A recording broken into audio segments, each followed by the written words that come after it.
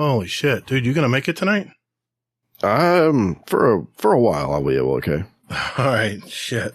Well, might be one show you want me to talk. Yeah, pretty much. Oh, damn, man. That sucks. Dude, I was fighting that just weeks ago. I still got a cough. It never went away. Yeah.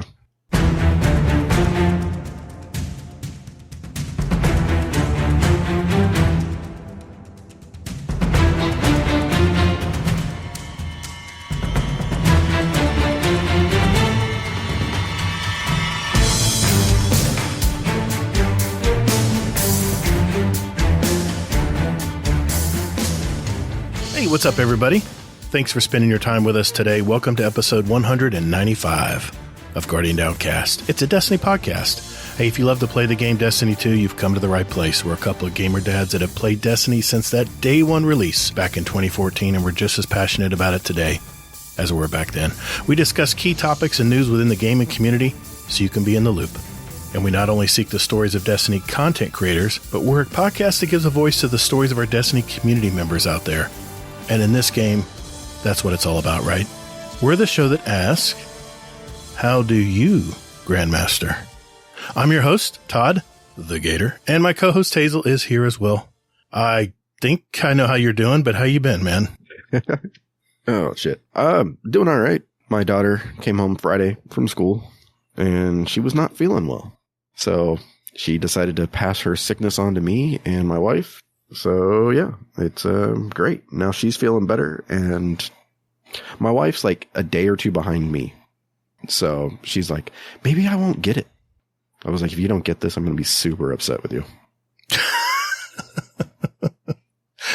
I hate it. My wife, even when my wife gets sick, she's not really sick because she's such in good shape. She works out every day. I'm a blob. I'm a blob. I work out, but you know what I'm saying. But anyway. But then aside from that, not too much going on really. So just a lot of time in Destiny. Good. What about you? Yeah, it's been a good week. I have a pet peeve though, man. I was going to the gym today, and I got a monthly car wash thing where I get unlimited car washes daily if I want. So I'm pulling into this thing, and picture this car wash. It has 3 lanes, like little teller lanes that combine into one lane that goes into the machine, right? And then you get in the track, and the guy tells you to take your foot off the pedal and put it in neutral, right? Yeah. Sounds simple. Yeah. Think that'd be real simple. I pull up today. I'm in a hurry because my son's at the gym waiting for me, and I just got off work. I'm said, this truck's full of crap. It's got blossoms and sap and crap all over it. So I said, let me drive it through real quick. I get in there and I'm like, boom, boom, boom, boom, boom. Gates open. Let's go.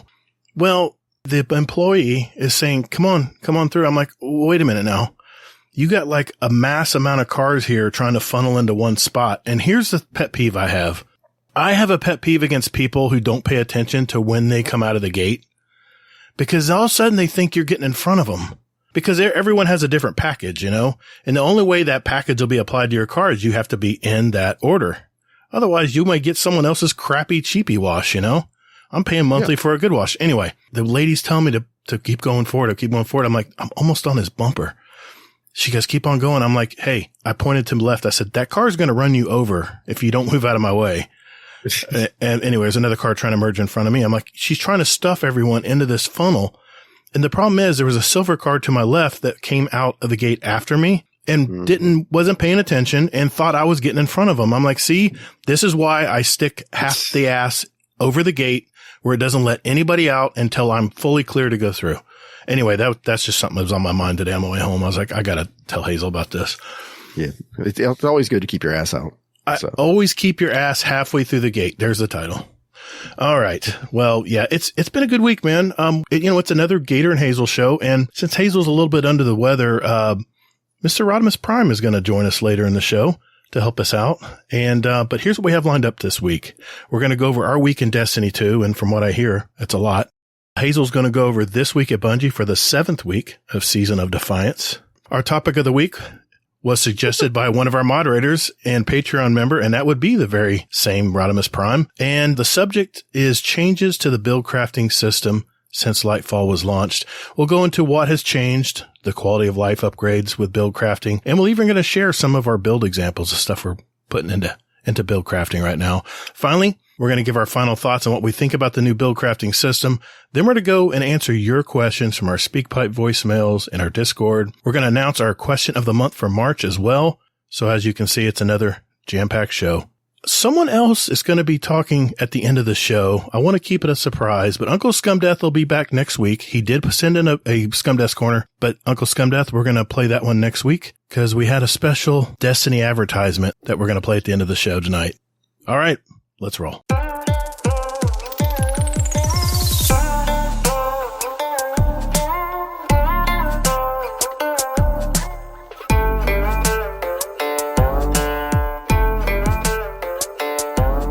Hey, thanks for listening to Guardian Downcast. You can find us on Twitter at Guardian_D_cast. Or you can find us on our Instagram at Guardian_Down_cast and see what picks our weekly guests want to share with you.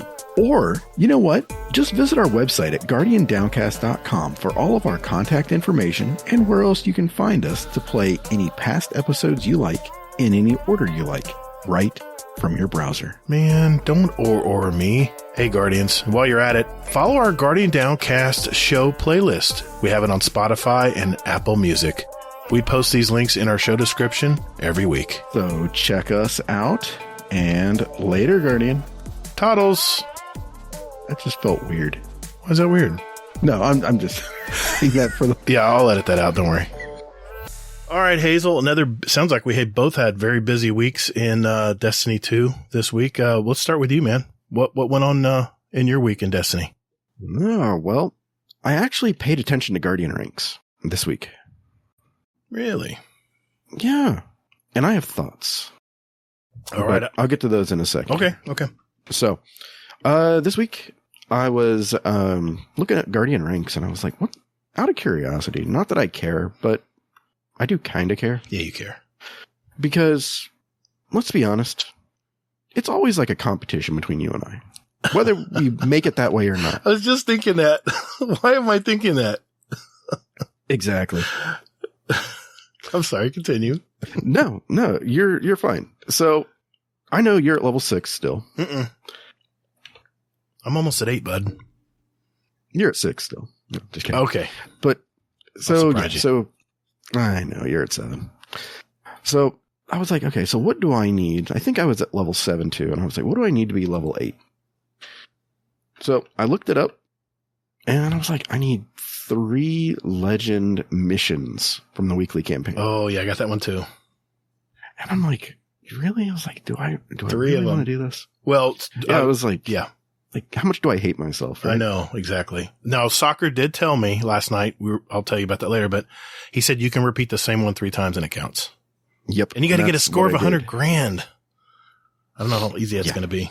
Well, just once. Yeah, just once. Yes, exactly. So this week, it's Downfall. So for those of you who don't know, this is pretty much one of the hardest missions besides probably the last one. Or, well, maybe not, I guess. I don't know. This is the one where you have the big circular room. Oh, no. And yeah. Oof. So of all the times for me to go, well, you know what? We're going to do this and I'm going to do it well. So. Hurt me, Daddy. Yeah. There's been a lot of that going around lately for me. So yeah, I did it. I did 3 of them and on Legend with this one and it was fun. The last one that I did was with Ronan. Mm-hmm. And coincidentally enough, it was his 3rd one that he needed. Nice. So I was like, okay, well, let's go. And so we were doing this. We got to the end. We destroyed it. And then he got he was like glowing orange and everything else. And I was like, hey, do you know that if you do the floor is lava thing, that you can actually jump super high? Mm-hmm. Now, I don't know if you know Ronan very well or how long he is a cool customer. He really is. He is. And by the way, I did mention to him that, hey, we want to have him on the show. Yeah, he's working on something. He's like, hey, I'm working on something. I think I know what he's working on. I'm not going to say it though. Tell me how fair. Yeah. But I think I know what he's doing. Okay. And real quick though, I want to give a shout out to Ronan and Trash Panda. Ronan, every Friday night, without fail, he does a Sherpa run of a dungeon for new people. Mm-hmm. And that is, to me, the coolest thing. Aside from that, Trash Panda is doing raids on Thursday night for new people. The Goop Troop. Yeah, exactly. I saw that. That was pretty cool. Yep. So, yeah, this is awesome to me. I'm like, our community is just the best. I might be tearing up a little bit. Nah, I doubt it. No, I'm just kidding. But, so, yeah. So we have, this is just awesome. So, yeah, if anybody out there wants to go in and do, like, a raid or a dungeon to get some chops for, maybe to raid and things like that, hit up Ronan and, he'll get you set up. So. Can I just add something to that real quick? Of course. I just want to say thank you to all of our new members in our Discord. I carry a notepad with me because I promise I welcome every member personally when they come into the Discord, and you as well. But I have to write their names down because if I'm gone for several hours and I come back, I have to scroll up and write all of these names down of people that joined our Discord. And yeah, I'm just beside myself, man. There's a ton of people. So cool. And you know what the common denominator is? Most of these people used to play Destiny. They're coming back after a hiatus and they're ready to run some stuff with a group. Or I've heard comments of things like, my last clan is not active, or my last clan was a jerk, or I did an LFG and they were terrible. I was shamed and I've just left, and just terrible stories, but I'm so glad they found us. So I just want to say thank you to all our new members out there. Exactly. And the new members yet to join. Absolutely. What are you doing, guys? Let's go. We're waiting for you. Hey, now, if we can do that, we're going to have to get another clan. Oh, don't tell Rodimus that, please. Yeah, no shit, right? His blood pressure will go sky high. Yeah, I'm sure it just spiked just for no reason for him right now anyway. He had a shudder. He had one of those. Exactly. He had one of those feelings. He's not even listening to the show. He just had a shudder. He's like, whoa, what was that? So I'll try not to make you laugh, man. He's going to hate us. You know this. I know. But, it was fun though. So, regarding my thoughts though. So I did the legend with Ronan, and Ronan likes to take pictures of himself. So he was like jumping up in the air, taking pictures of himself. And I was just cracking up because I don't think he posted any of those pictures just yet. Oh, really? So yeah, good times. So with me being homesick today, I was like, okay, so what can I do? I got to level 8 and I was like, I want to be level 9. So I got to level 9, or not level 9 yet. I have to get to 1810. I have to get to 1810. Oh, raw score. Ooh. Yeah. Yeah. Not looking forward to that too much. So 1810 raw. I think, well, actually, so keeping that in mind, I threw out in the Discord, I was like, hey, anybody around? It was an off hour. And I was just like, hey, anybody around that can, wants to do a GM or something like this? And nobody replied. So I was just like, all right, you know what? I'm going to go to LFG. And I did a raid. Because you can't help yourself. What do you mean? No, go ahead. No, you love LFG, man. You run LFG more than anybody I know. I mean, okay, I do like LFG. Mm-hmm. One, I have an ulterior motive, and it's that it publicizes the clan. Yeah, that's good. I mean, and that was originally my idea for it. And I'm like, you know what? I was like, this is good. Well, guess what? I'm afraid to ask. So I did this raid today. I got to 1809. And I'm like, this is great. And this guy, I'm doing this raid, and there's 3 people that have never done it before. Oof. And I'm just like, oh my God. And I'm sick. I'm like, I am not looking forward to this. What did I just sign myself up for? But we did it. These 3 were like super excited because, I mean, to me, I don't think they've ever raided before. And it was like just over 2.5 hours, I believe. That's actually not too bad for 3 new players. You must have some real killers in there to help. Not really. Really? Yeah. It was just crazy because I'm like this is kind of interesting and really good to help people who had never gotten a clear before. So I get that. You and Kingsley both, you love that feeling. Yeah, exactly. And one of them actually was like, "Hey, you have a podcast?" I was like, "Oh, well, yes, I do." As a matter of fact. So, do you know who you're talking to, man? Oh shit! Like, my name's not Gatr. What? What? Nothing. But no. So it was just one of those moments, and I mean, it was just really cool.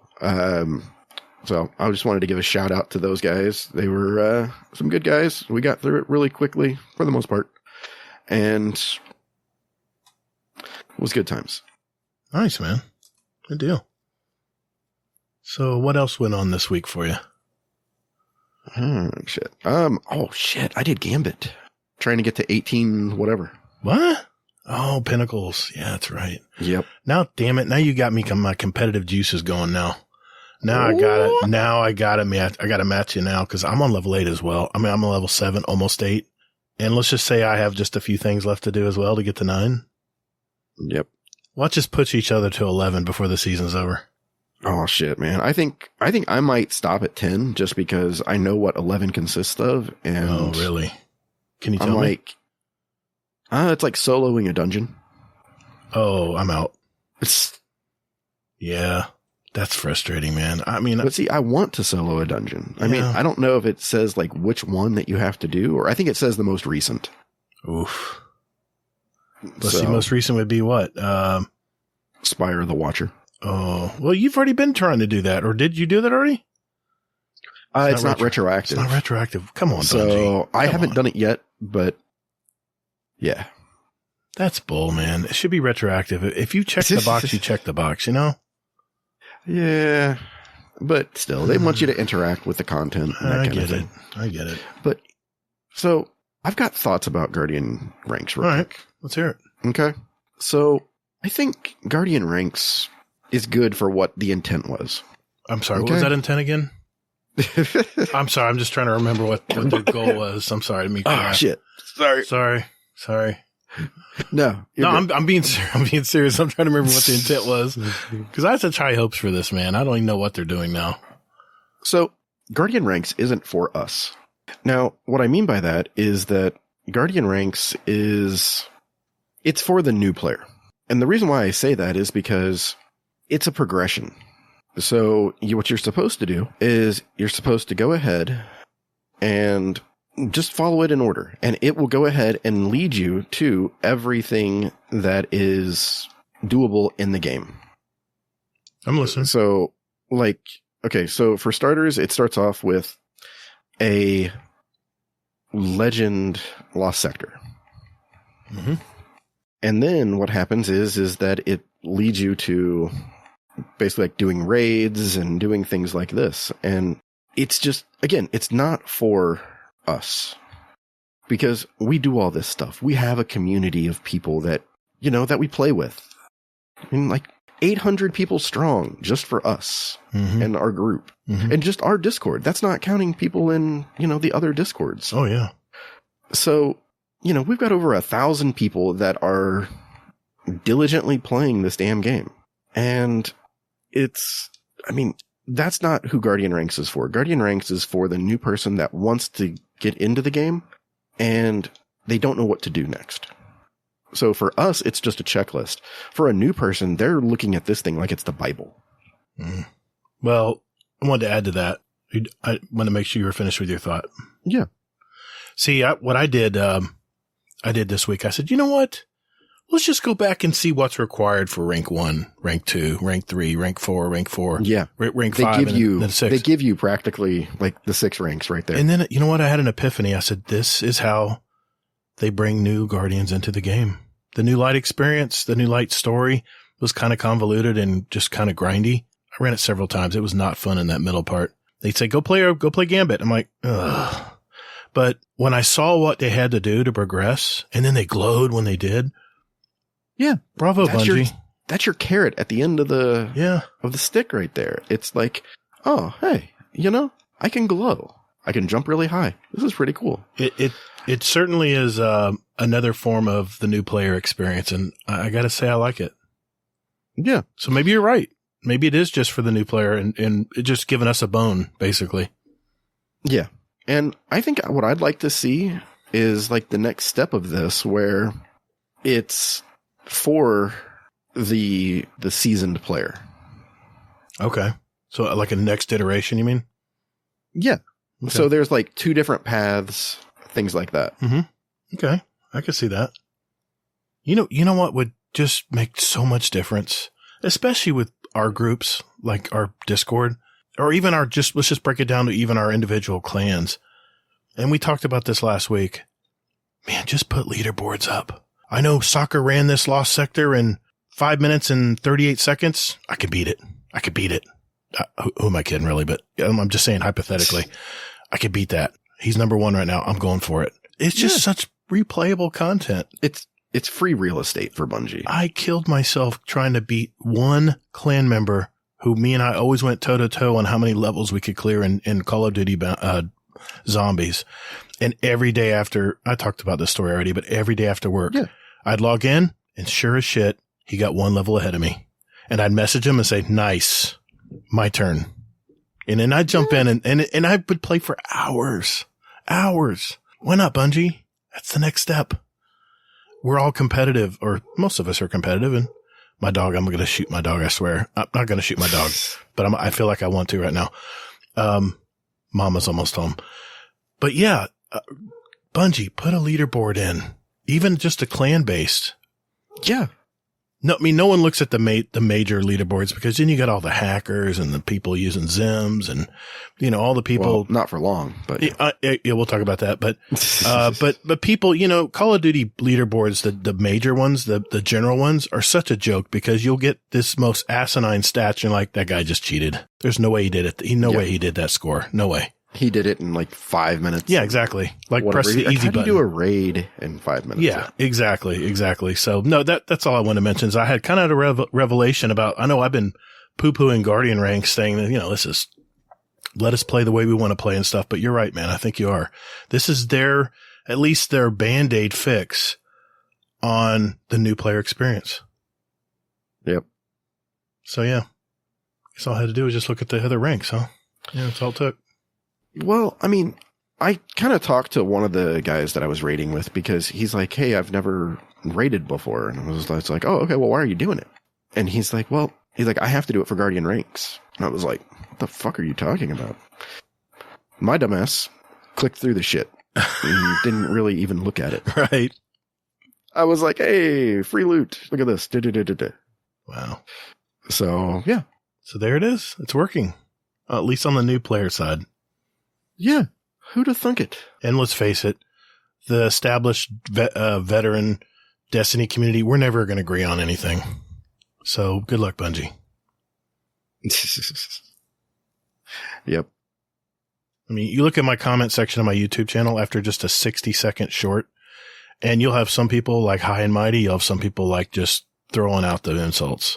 It's just with night and day difference, man. I'm like, wow, this is how diverse our community is. So crazy. Yeah. Well, what else? What else did you do this week? Anything else? Can I just throw out there that Gambit is actually in a really good place right now? You know what? You're not the first person to say that. Somebody even tweeted that, and I was like, what? Well, explain why Gambit is so good now. Is it just because it's something different and you haven't run it in a while? I don't even think it's that. I think that it's just that I'm just trying to figure it out. I mean, it seemed like everything died relatively quickly. Like, if you remember the envoys? Yeah. They seemed to like just take a lot of damage. Dude, everything was tanky in Gambit. Maybe I haven't played it in a long time, so maybe they did something different. Yeah. But I mean, the envoys, like, they weren't that bad. And I was like, wow, this actually feels kind of good.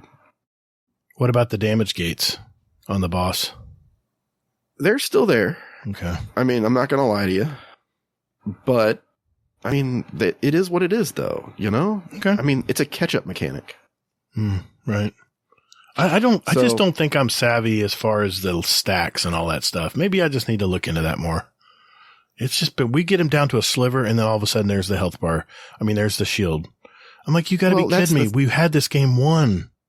But that's the thing though, is you have to take into consideration those moments and you have to be like, okay, so you don't have this one and you got to play the gate.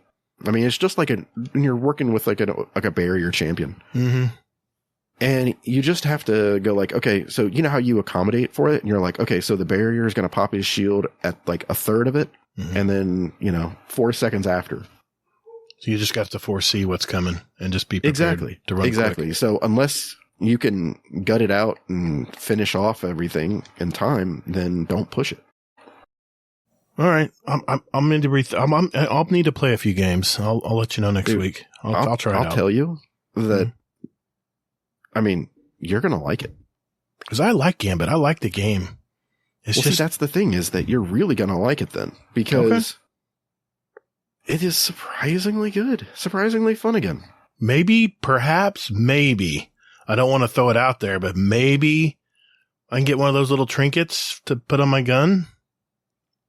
Oh, you know what? It's funny you said that. The memento. Mm-hmm.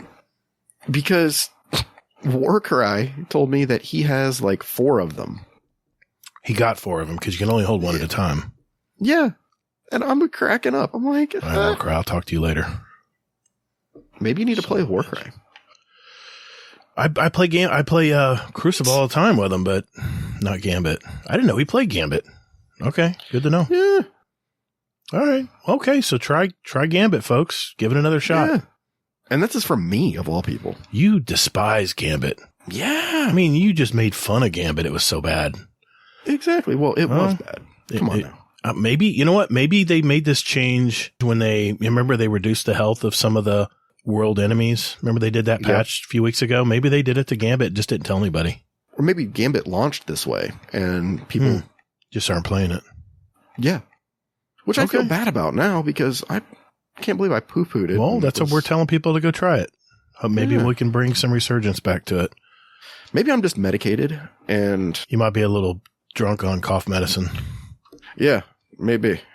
All right. The opinions expressed... Never mind. No, definitely I need that because I was... Go ahead with your week because I have a thought about something else. Okay, all right. So this week is like confessions week. Just call me Usher. Well, last night, good old soccer, and I messaged you, Turkey. I wanted you to run with me and do the latest Nightfall, but now I know why you didn't. You were sick as a dog. Yeah. But he got GoHawks to join up, and of course they're both killers.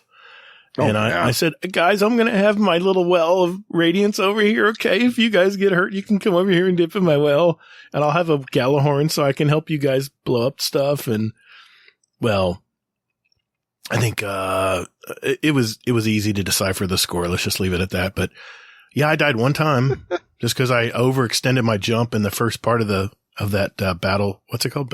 Shit, I can't remember. Battlegrounds or Battleground Strike, whatever it's called. And I overextended it. This wasn't the Battleground. What's the name of that strike or the Nightfall? This was the Proving Grounds. Proving Grounds. I keep thinking Battlegrounds. But yeah, it's I overextended, and the guy with the shrapnel launcher, the big boss, he caught me one time with it, and I was like, I'm out. So other than that, I survived the entire Nightfall, and I loved it because I'd say, soccer, just tell me where I need to go. Let me know. Let me figure out the flow of this thing. And he was very calm and Hawks was right there too. And oh yeah, they're like the chillest people. They are, man. It was super chill. And it was a very good experience. And I got two of the Adept, scout rifles and double exotics. And it also gave me, I'm not going to say cause Bungie will fix it. I got double where you have to run separate, different Nightfalls. It gave me credit for 2 because it was double week, I guess. Don't ask me how. Yeah, don't ask me how. I needed 3 of 5. Now I only need 4. No, I had, I needed 3 more different Nightfalls and now I only need 1 more. Don't ask me how it happened because that was a lot of work, but, that was not a lot of work. Leave me my cheese. Don't touch my cheese. And, yeah, so all I need now for Conqueror is I got to play Stasis, which, I'll be Mr. Turret. Stasis class, and I got to play one more different Nightfall. Nightfall, and, I think average Destiny 2 player and Mr. Monkey said they might jump in this weekend with me. I got a very sporadic week. We're going to movies and stuff, but hopefully I'll be able to make that happen and I'll get it done. I'll have Conquer by the weekend. We'll see. But yeah, go Hawks and soccer. Thank you for that. I played Iron Banner Monday night before reset. A ton of the community members showed up, including Mr. Moonshine himself, Mr. Warcry. And, yeah, it was a good time. Good night. A lot of, we won, we lost, we got our asses kicked, and some games we ran over people. So typical Iron Banner, in other words. So they need to work on that. I've heard a lot of people talking about Iron Banner was a real frustrating game, but I had a good time, man. I was using all kinds of different pulse rifles and different sidearms and different things and just having a good time. It just, when you have good company around you, it just makes all the difference versus going in solo and just putting your head down, What else? What else did I do? I ran another Root of Nightmares, last Saturday. And of course we spoke of Ronin Red Lion. That is the coolest customer when it comes to Sherping. He is a really good Sherpa, man. He's very much like you. He's very calm and collected and, explains very carefully the encounter, very plainly, very easy to understand. And I said, Ronan, I'll just overcomplicate it, man. Can you please explain it? And it was Scarlet's first run. He finally got enough power where he can run it. Scarlet KM. Nice. So Scarlet KM, of course, got the exotic shotgun. So that makes two people now I've run where they've had virgin runs, Mr. Monkey be the other, who both got the shotgun. So I don't know if I'm a lucky charm or what, but all I know is I'm not getting it. But, Mr. Trash Panda was with us. Moose. Of course, the ramming titan, Mr. Moose. I heard about that. Always watching my back. And, I actually got to game with one of our newer members, Blackbird 31. He was a cool cat, man. We both ran Nessie, the dark and light orbs at the end on Nessie. And, yeah, it was a lot of fun, man. It took us a little over 2 hours because, we got stuck on planets. It was Scarlet's first run and we had to, just get some reps in, but, we did that. We, I believe, unless I don't know if you're going to be, up for it or not, but we're going to be running, one of our new members, John the Bounty Hunter, I guess tomorrow through a Root of Nightmares as well. So yeah, well, I'm supposed to have a date night with the wife. Oh, that's right. That's right. He told me that. But we have a full fire team, I think. So that'll be fun. Yeah. We'll be doing that tomorrow. And, let's see. I think that's it for me. I did gild my Iron Lord title, not even intentionally. I just got everything I needed done on it and it got gilded. So yeah, that's my week pretty much. You said you had another point you wanted to say. Yeah. One thing I did want to say is something I forgot I did was a GM with Thing over there and Drunk Bedic. Oh, I haven't game with those two. Oh, dude, you need to raid with or play with them because they are like two of the craziest fucking people. Oh, I love it. I mean, like, dude, there was a moment. So, Thing is Warlock. Good choice. And he was running well. Mm-hmm. And there was a moment where it was like near the end and I'm down, Drunk's down. Final room? Yeah. Okay. It's where we've got the two champions that come out on the second part there. Yeah. Did it teleport on you? No. Okay. No, they just like rushed us. Oh, so we were like, all right, we got this and everything else. And then like, I think Bedic died first and then I died. And then Thing is like stuck in a corner. He's got the two champions coming right up to him and he pops as well. And I'm like, you are a dead man, and he's just like, I got this. Drunk's going off. I'm going off. We're like, we're going to die. Well, then he's like, would you two just shut up? And he's like, I got this. Okay. And I'm like, okay. And then he actually did it. He pulled it off. He killed one of the champions and then he pulled something out of his ass and Wow. Killed the second one. Hero moment. Got a res, and Hold my beer. yeah, Nice. completely surprised me. I was just like, wow. I was like, well, OP. That is a cool customer. But yeah, he was just like, and then at the end, he's like, you guys made me so nervous. That's everyone after they raid with me. Almost everyone. Yeah. Yeah. That was awesome, man. That last room can test you.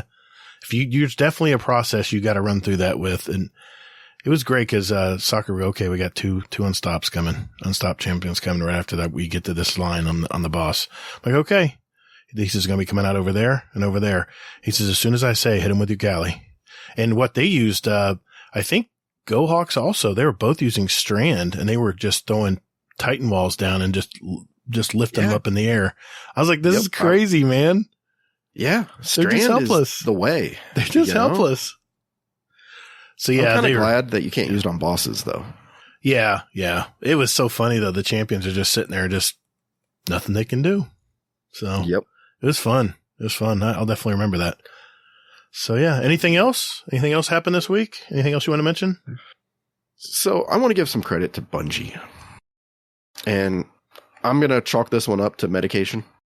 Okay. But all the new people that are raiding now with Ron, they've heard that this new raid is easy. There we go. So they're getting in, expecting it to be easy. And they get in and then they're like, oh, well, I watched a Dado video. I watched a Fallout video, something like this. Well, execution is something different than watching a video. Of course. So, yeah.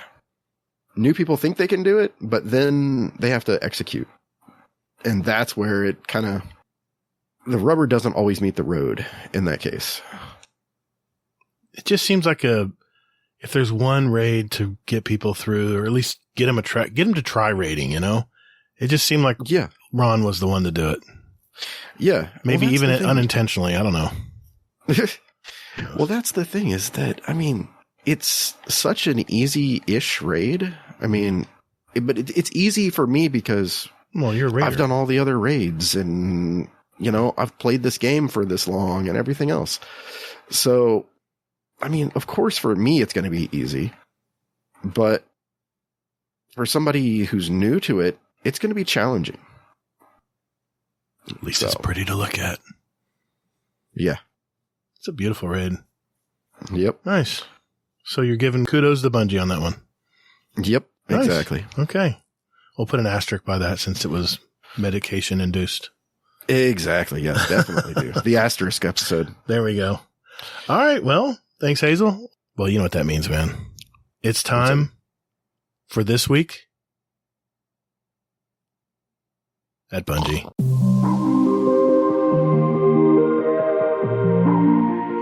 Hey, Hazel, we need to record another ad, my dude. Haven't we done enough of these? Yeah, I know, but we're getting feedback from our community that they're getting old, so come on. Let's just do it real quick. All right. Do I need to run this by Laz first? No, we're fine. Hey, everyone. We just wanted to let everyone know that if you're looking for a clan, we have a Destiny 2 clan, and we invite you all to be a part of it. All we ask is that you join our Discord community and just enjoy playing the game. We will communicate with you there, and you'll also be assigned a special clan role as well, and a channel. So look for the invite link in our Discord, in our GDC clan channel, or you can click the link right down there below in our show description. Yep, our Discord community is pretty awesome, and we have hundreds of active, like-minded Destiny 2 gamers in there. Also, we have a special 100.io bot that can put together groups or whatever you want to get done. So hit that link, join our community at discord.gg/GuardianDowncast. And if you want to be in our clan, just let one of our mods know, and we'll open the door for you. All right, enough of this shameless plug. That's it. Cut. Okay, fine. Jeez. Later, Guardian. Laz? No, okay, I'm out. All right, Hazel, 7th week of Season of Defiance. What is going on at This Week at Bungie, man?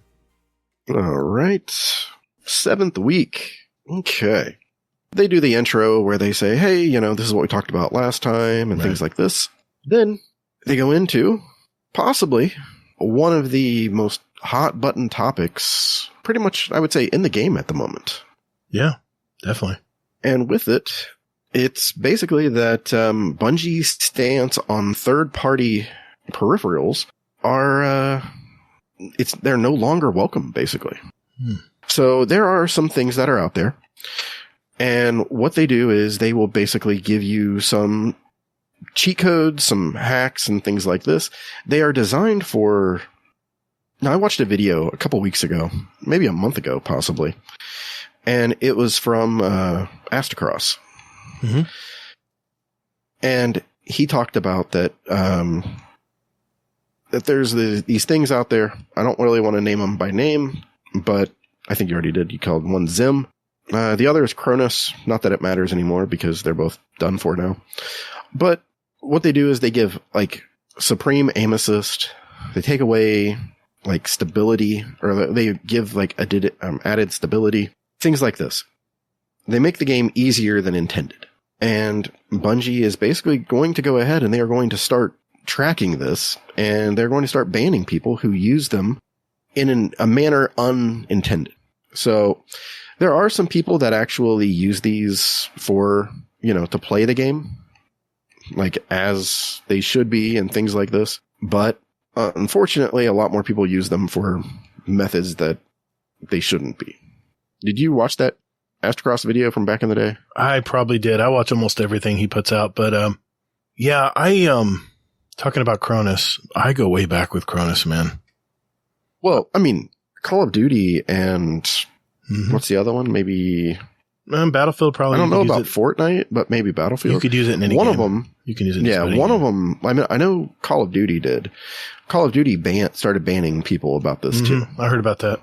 And then there was another game that did also. So I don't know if it was Fortnite or.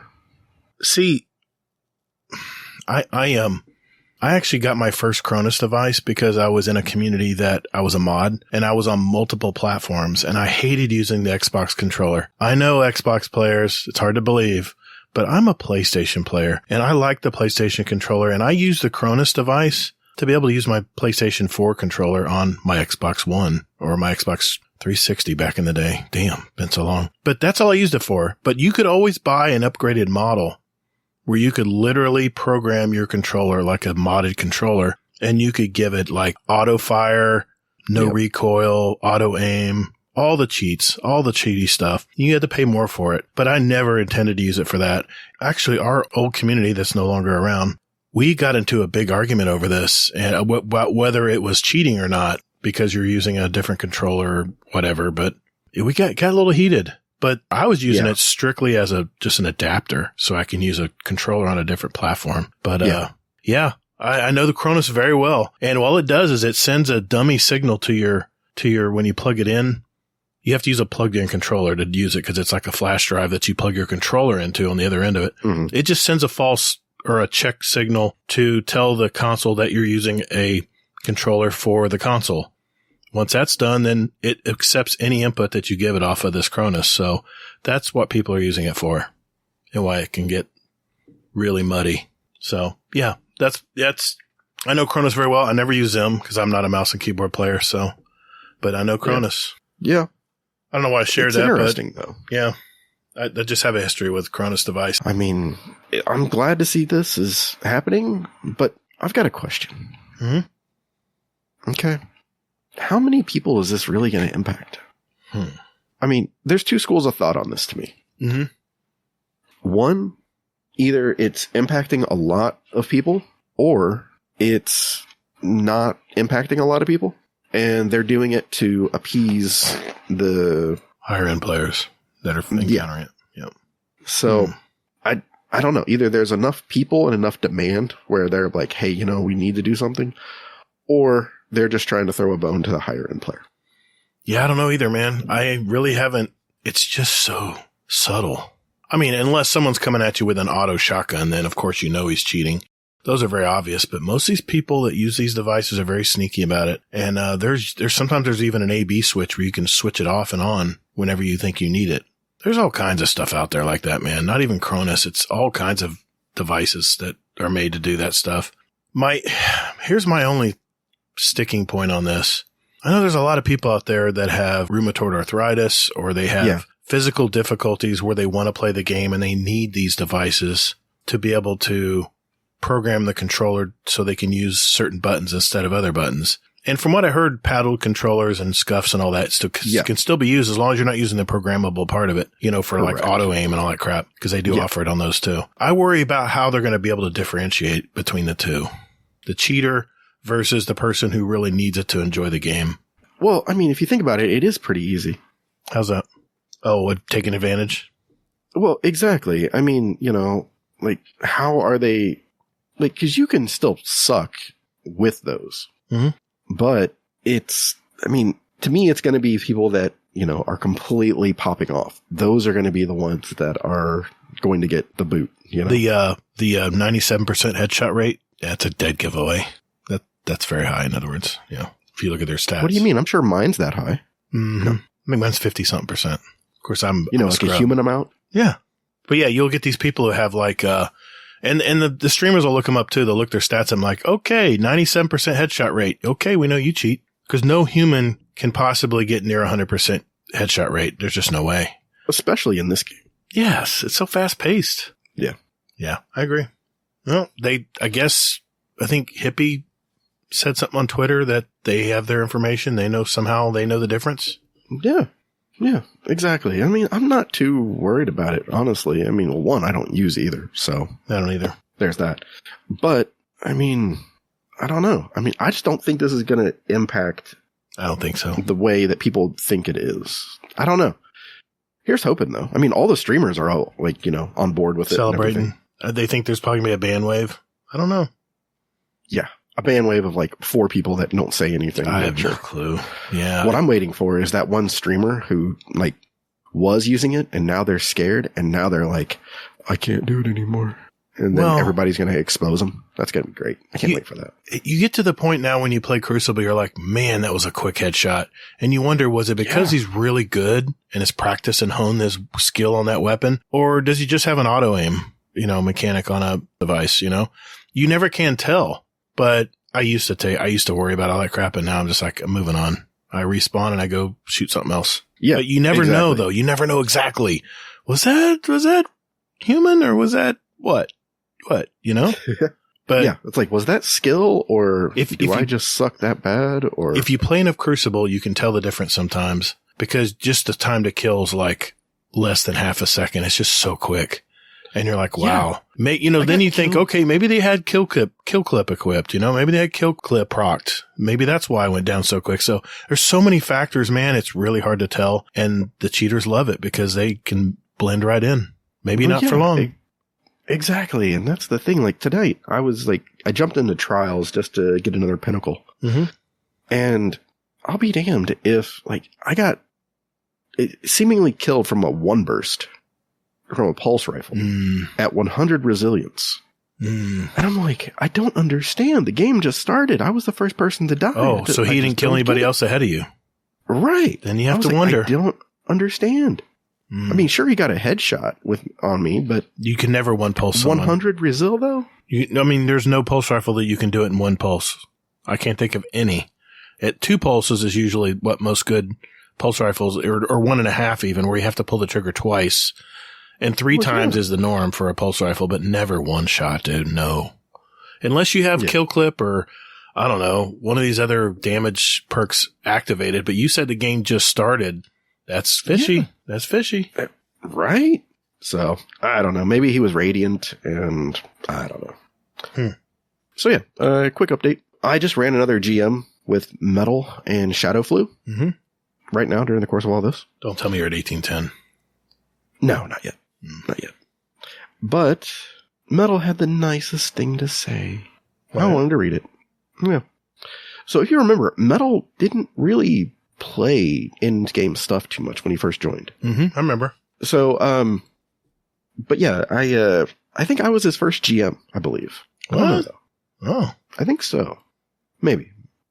But he's like, Shadow and I have been farming for the last nights. And got a decent method down. These GMs are a challenge, but they're so fun too. I was like, that warms my heart. And then Metal said this. I hope he doesn't mind I'm sharing this, but anyway. I'm really loving having this new crop of folk in the Discord that are wanting to run raids, dungeons, and GMs, and are so eager to help out everyone. It's so awesome to see the growth from even when I joined. Yeah, I mean, he's almost like an OG now compared to how many new members we've gotten. So, yeah. No, I think that's a great thing to share. Yeah, he joined over 2 years ago, April 10th. Wow. So. Has it been that long? Damn, time flies. Holy hell, man. We've been doing this forever. Oh, we're so old. Well, speak Back in my day, we had the Leviathan. It sounds so real when you do it, Sick. You actually sound like an old guy. Holy shit. Pepperidge Farm remembers. Member berries. All right. Back in my day, here we go. Mm-hmm. All right. Back in my day, we're going back to the 12. Right. That's what I'm saying. All right. So if you're using Cronus and Zim, sorry, you got to put your toys away and play with everybody else, just like everybody else is playing. Unless you want to get banned, which we love you and we don't want you to get banned, but, stop sucking and play. All right. Walk fashion, baby. So this is about the best dressed commendation that was out there, or that's coming out. They wanted it to come out with season 20, but they had to push it to season 21. But due to community feedback, they decided to move it from season 21 to the mid-season patch. Nice. So be on the lookout for that. So, it was funny. I was listening to Ashcross talk about this, and he's like, "You know who I'm going to give it to, boys? The ugliest one. Mother." I'm sorry, I stepped on it. Exactly. I was cracking up. But then he was talking about one that you need for throwing. I was like, oh, they could call that the Gatr. What? No. Sorry. Moving on. Throwing what? What? I don't throw games. I kid. All right. So, to the labs. Good stuff. Good stuff coming here. The Trials labs. I woke up in the lab late one night. So, week 8, so next week, aka, and week 11, we're going to have Trials labs. What's that, you may ask? Hazel, what the hell is Trials labs? Basically, it's where Trials tries different things. So guess what they're going to do? They are going to be giving us a little sample of what Season 21 Trials is going to be like. So they are going to give us 2 soft pools. Not hard, just soft. And soft means the matchmaking initially prefers not to blend the pools, but will blend them if necessary to find a good game quickly. So what are the pools? The Challenger pool. This is basically Trials as we know it now.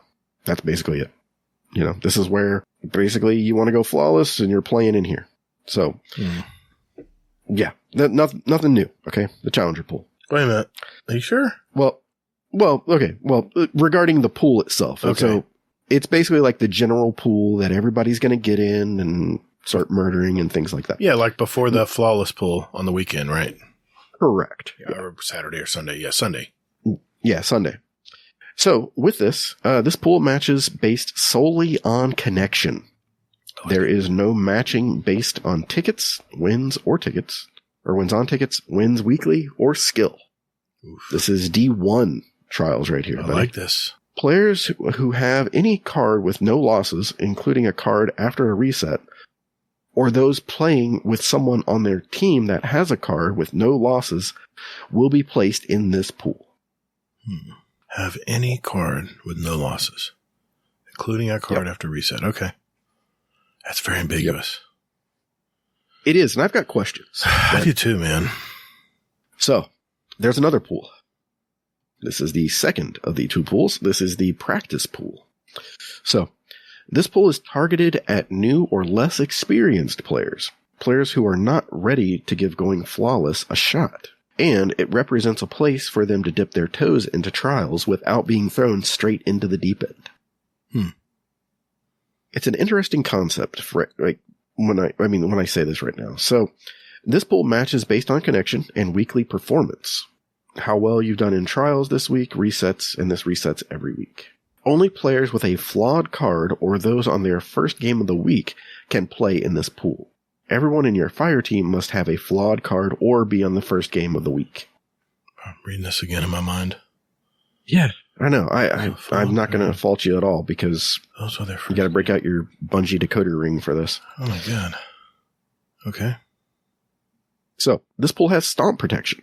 If you are consistently struggling, it will reduce your weekly performance rating to give you a slightly easier match until you recover. Interesting. Farming protection.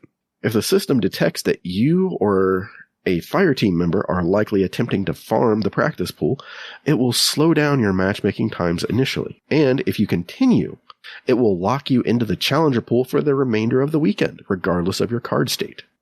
Bungie not screwing around. I like that. Yep. So, as a reminder, the updates to the passages of Wealth and Mercy, and the changes to the Gilded Flawless Triumph will not go live on these weekends. It will happen on Season 21. That's the allowing 2 losses on a Mercy card. Correct. Yeah. Correct, Gotcha. yeah. All right. Yep. So, what do you think about this? Man, it's very ambiguous. All right, so if we're going by what this statement is saying, so as soon as I get a loss on my card and I've passed the Mercy and I've got a flawed card, does that mean I'm in the practice pool until I get another card? So what? Okay, you got a flawed card.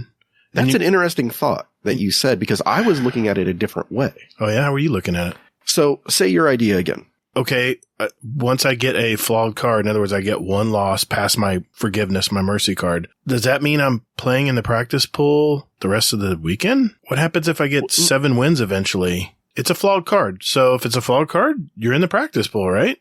Am I missing something here?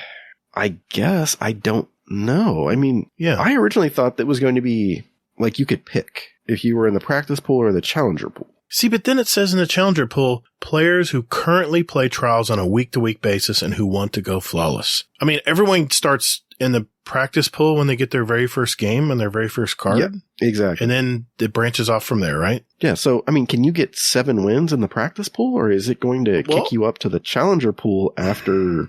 It sounds like it, because to get in the practice pool, you have to have a flawed card. So if you get 1 loss on your card and you get 7 straight wins, it's not a flawless. So technically, you should be in the practice pool, right? I don't know, man.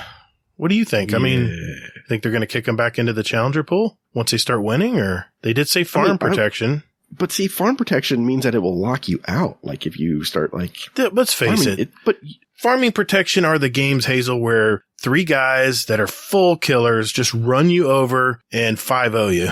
Done and out. They're already moving on to the next game. That would be considered farming, where the game wasn't even close. And it was so lopsided and so fast. That's what would make me think they're farming. I don't know, man. Well, farming means that they have to do it more than once. Well, yeah, true. I mean, everyone will have that game where you just run over someone, but yeah, I guess they're just looking for a pattern. See, I think they're purposely being vague here because they don't want people to try to figure it out like they did the flawless and flawed pool. Because, everyone was like, okay, flawed pool, fine. Sunday's flawless pool, fine. All right, so I'm going to carry people all week, and I'm going to just reset my card and let everyone else go flawless. And then my job is done. I get paid, pick up the next customer, and I'll reset my card, or I'll go with my reset card. I don't know, man. It's interesting, though, because, I mean, I don't know exactly how they're going to do this, but later in Season 20, they are going to do a more in-depth discussion about the changes that are coming to trials. So maybe we'll find out some more then about this, because I want to know, can you go flawless in the practice pool? No, because you have the condition is you have to have a flawed card. So you're not, it says it's for people who are not ready to go flawless. They're not ready to give it a shot. So this is really, for me, that I don't play a lot of trials. I don't play week to week. I haven't played trials in several weeks. But you're still above average. I know. I'm not the person dipping their toe. I've played a lot of, but I haven't played week to week. So I don't know. I don't know how this will work, man. I mean, for the people who are just tired of getting stomped and just want to get loot, you get your loss, however many losses, and just by playing a volume of games. So you can technically, according to this data, you can technically get your 7 wins to get your drops, your 7 wins. In the practice pool. Yeah, in the practice pool, if it's a flawed card. Real quick here, just to clear up any confusion here. The practice pool does not mean easy, by the way. No. So I just want to throw that out there, because I have a feeling that they will kick you up, like when you start to get like 6 wins on your card or 5 wins, they're going to kick you up to the challenger pool. You think so? See, they don't tell us. I'm sure that they're going to do something about that. And I have a feeling the next following, later in season 20, I guess that's week 11, I guess, before the season's up. I have a feeling they're going to give us feedback on the information they collected during this next week coming up. I have a feeling they're going to share the results. Yeah. And just to see just give feedback on how they think it's working, maybe. I don't know. Yeah, I mean, remember they gave us all those graphs and things like that from a while back. Exactly. So, I mean, I don't know how soon they could get that stuff done, but I mean, it's certainly an idea. Yeah. I mean, that's pretty much where I'm at on it. We'll just have to see. I'm going to participate. That'll be my thing to do for the week. Yep, exactly. Because I'll have Conqueror by then anyway. Just saying.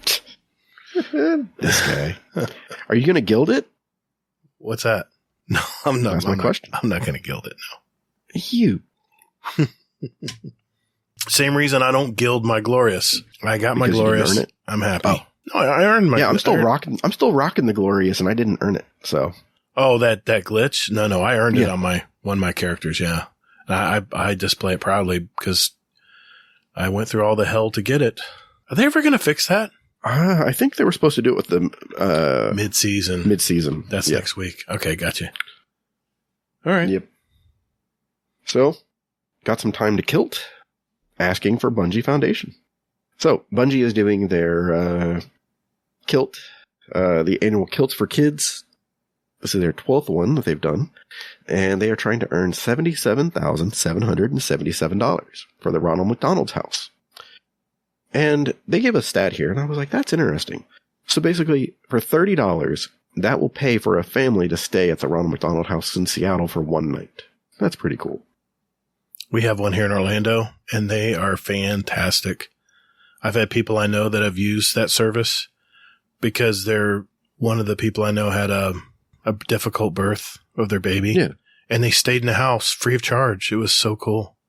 And they had the best time while they were there. It's a great thing, man. Ronald McDonald House is a great thing. Yeah, it is. And so with this, if you donate $50, you'll receive the Knees Out emblem.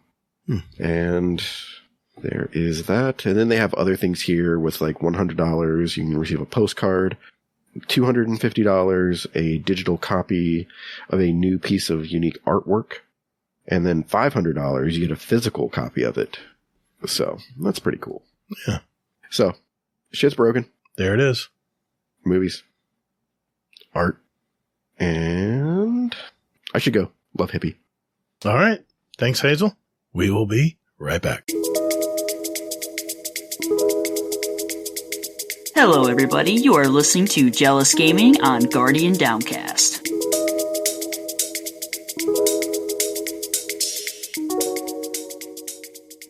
All right. Topic of the week, folks. We had a question from one of our mods, actually a Patreon member, and Mr. Rodimus Prime. And, wait a minute.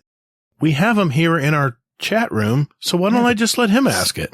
The son of a bitch just showed up. Yeah, I am everywhere and anywhere, so be careful. I can pop out of nowhere, hiding in the bushes, hiding through the trees. You in the toilet once. That could have been that Homer Simpson pick where he goes blends into the bushes. That's what I feel like right now. That's how I felt like at work today. So, hey, no, first, how you been, man? You looking like I'm doing well. Yeah, like what was it? Like I loved it. He looked like Farmer Ted. That hat. He looked like Farmer Ted. I loved it. I hate the sun. Kind of. My skin doesn't like the sun very much. So, but with it, the weather's turning nice. It's like 80 degrees outside right now, nice. And we've opened our garden center up to the general public. So people are coming in, getting their bushes, and you don't have a garden center open all year long.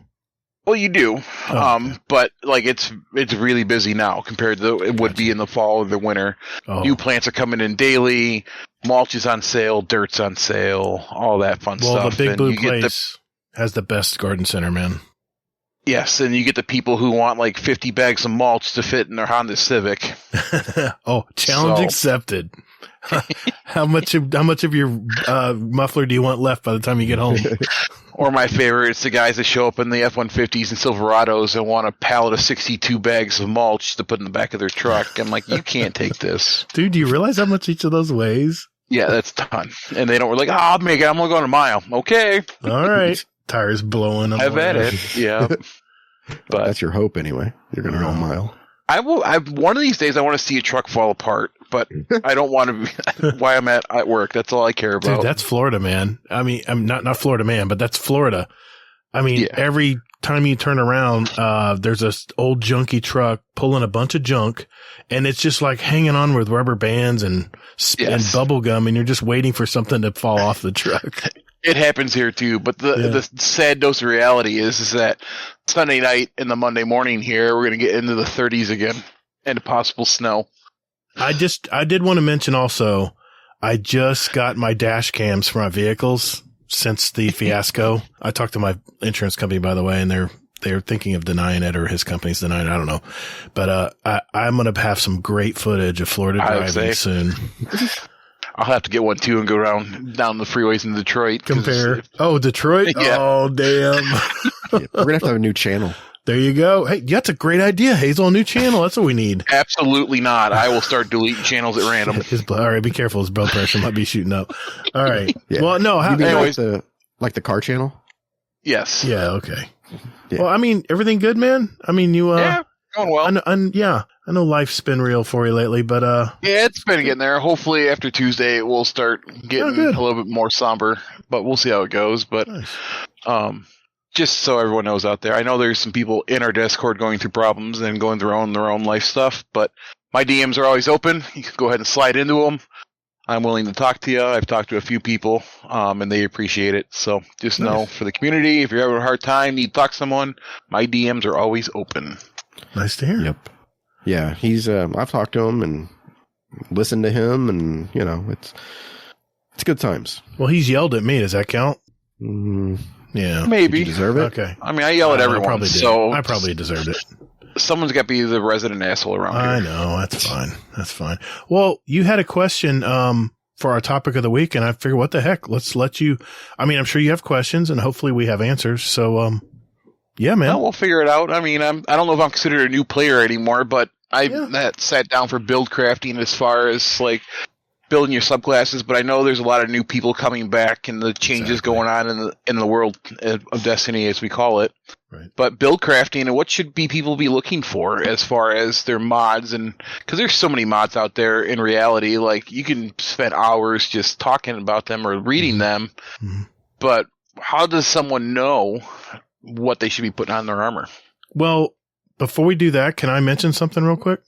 Absolutely. I think we need to know where we came from, right? I mean, what we used to have to do for mods and builds before Lightfall dropped. I remember we had to unlock and purchase mods from A to 1. You had to show up every day and hope that the mod that you were missing was available out of the 4 every day that she offered. You look through your collections tab and you say, okay, what else do I need here? What else do I need? But they weren't given to you. And I made a whole video about it, man. I've got tons of views on it. But now that video is useless because they just gave them to everybody. Now everybody has all the mods. No matter when you start in the game, you now have all the mods. And I just found this out, by the way, we were just talking about Guardian ranks, Hazel. Yeah. Supposedly, Bungie said this last week in one of their Destiny help posts in Twitter. And they said that people are coming to me saying, listen, man, I watched your Ghost Mods video and I don't have any of these mods. How do I get these? I said, well, Ingram drops, right? No, it turns out it was glitched. And Bungie help tweeted that now they've unlocked it where as you progress through Guardian ranks, your Ghost Mods will be unlocked. So I wanted to mention that for the people who are wondering, where the hell are my Ghost Mods? Well, hell, 10 minutes ago, I just had a conversation with Hazel. I'm like, man, this artifact's taking forever to unlock everything. I just realized you only unlocked 12. So yeah, exactly. So and that's not how it used to be either. Before, it was basically like for the artifact mod, where it used to be was that originally when it was released, I think in Beyond Light, that it was you only could unlock 12, and then it cost you Glimmer to reset it every time. Oh, yeah. 10, 20, then, it kept going up. Yeah, it did. Then Bungie's like, hey, you know what? We're just going to let you unlock all of them. Good riddance. I like that part. Now, they've kind of, like I said last week, Control-C, Control-V'd the artifact mod, and you can only unlock 12, and it's free to reset it, I think, after the first time. Okay. Oh, I just reset it another time. It doesn't cost me any. I didn't think it ever costed money. Anything. No, it did originally. At the beginning of the season, it cost. So I think they may have changed that. They fixed that, I think. Yeah. Okay. But with it, now you can only unlock 12. But that's going to be changing next season. So it's unlocking the slot. So, or the column, basically. So you're going to unlock the column and then you can pick any of them there. And the same thing for the next column and the next column all the way over. So it's unlocking the columns instead of the mods. And then you can switch your mods at will. Yeah, that's the part I heard about, that you could easily reset a mod and slot something else in place of it.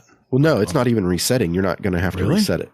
I like that. Right. You're just going to be able to click on the new mod in that column. Oh, I see what you mean. Just point and click. Gotcha. Yep, exactly. So, and your question was, like, where do you start with mods? Now, for me, myself, what I do is I start with myself. And what do I like to play? Myself is a Solar Titan, Strand Titan too now. So what I do is I immediately go to the artifact. And I see what the hell is there. So that way I can go ahead and pull those right away. Because, for a fun fact, authorized mods is an artifact perk on your artifact. And it basically lowers the armor cost on all armor mods affecting solar weapons to 1. Mm-hmm. And then they have a strand one too. And then grenade one. Void. Yeah. The grenade one is invaluable. Yes. Especially with strand. Yes.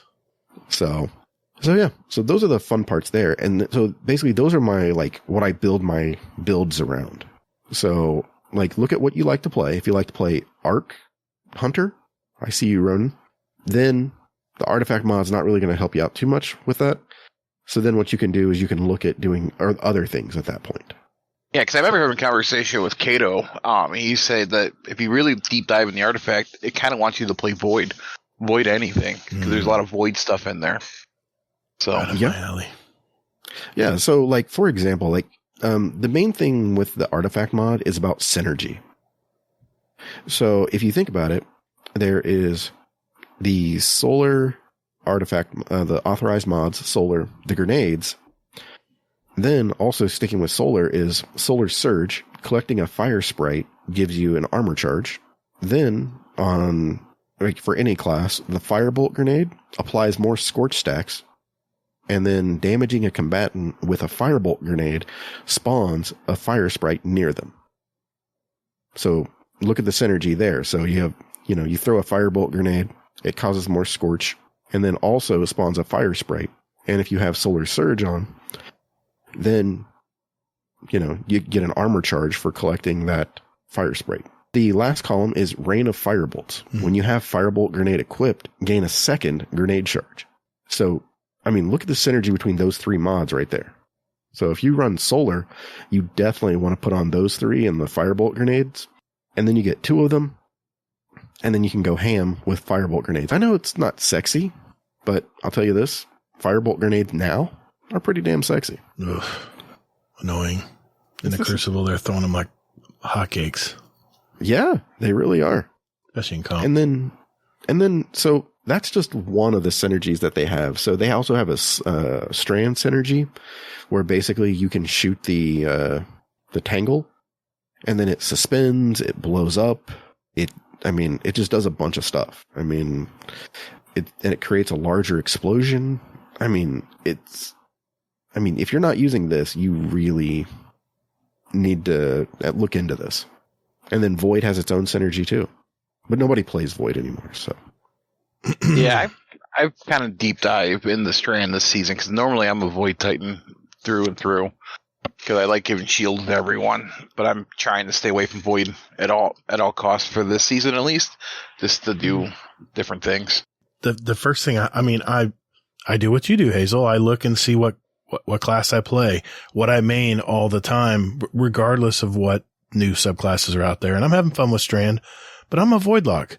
So what I'm looking at is, you have the Void authorized mods, which basically absolutely invaluable. All Void weapons are, one cost. My artifact, maybe. Grenades are 1 cost. Mm-hmm.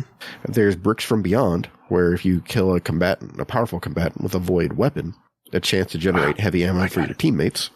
No, those are exactly ones I look at. But the first thing I look at, of course, is what kind of champions am I going to be really up against here? And the first thing, of course, what weapons do I use the most of? And that's, of course, the pulse rifle. So the anti-barrier pulse was the first thing I picked.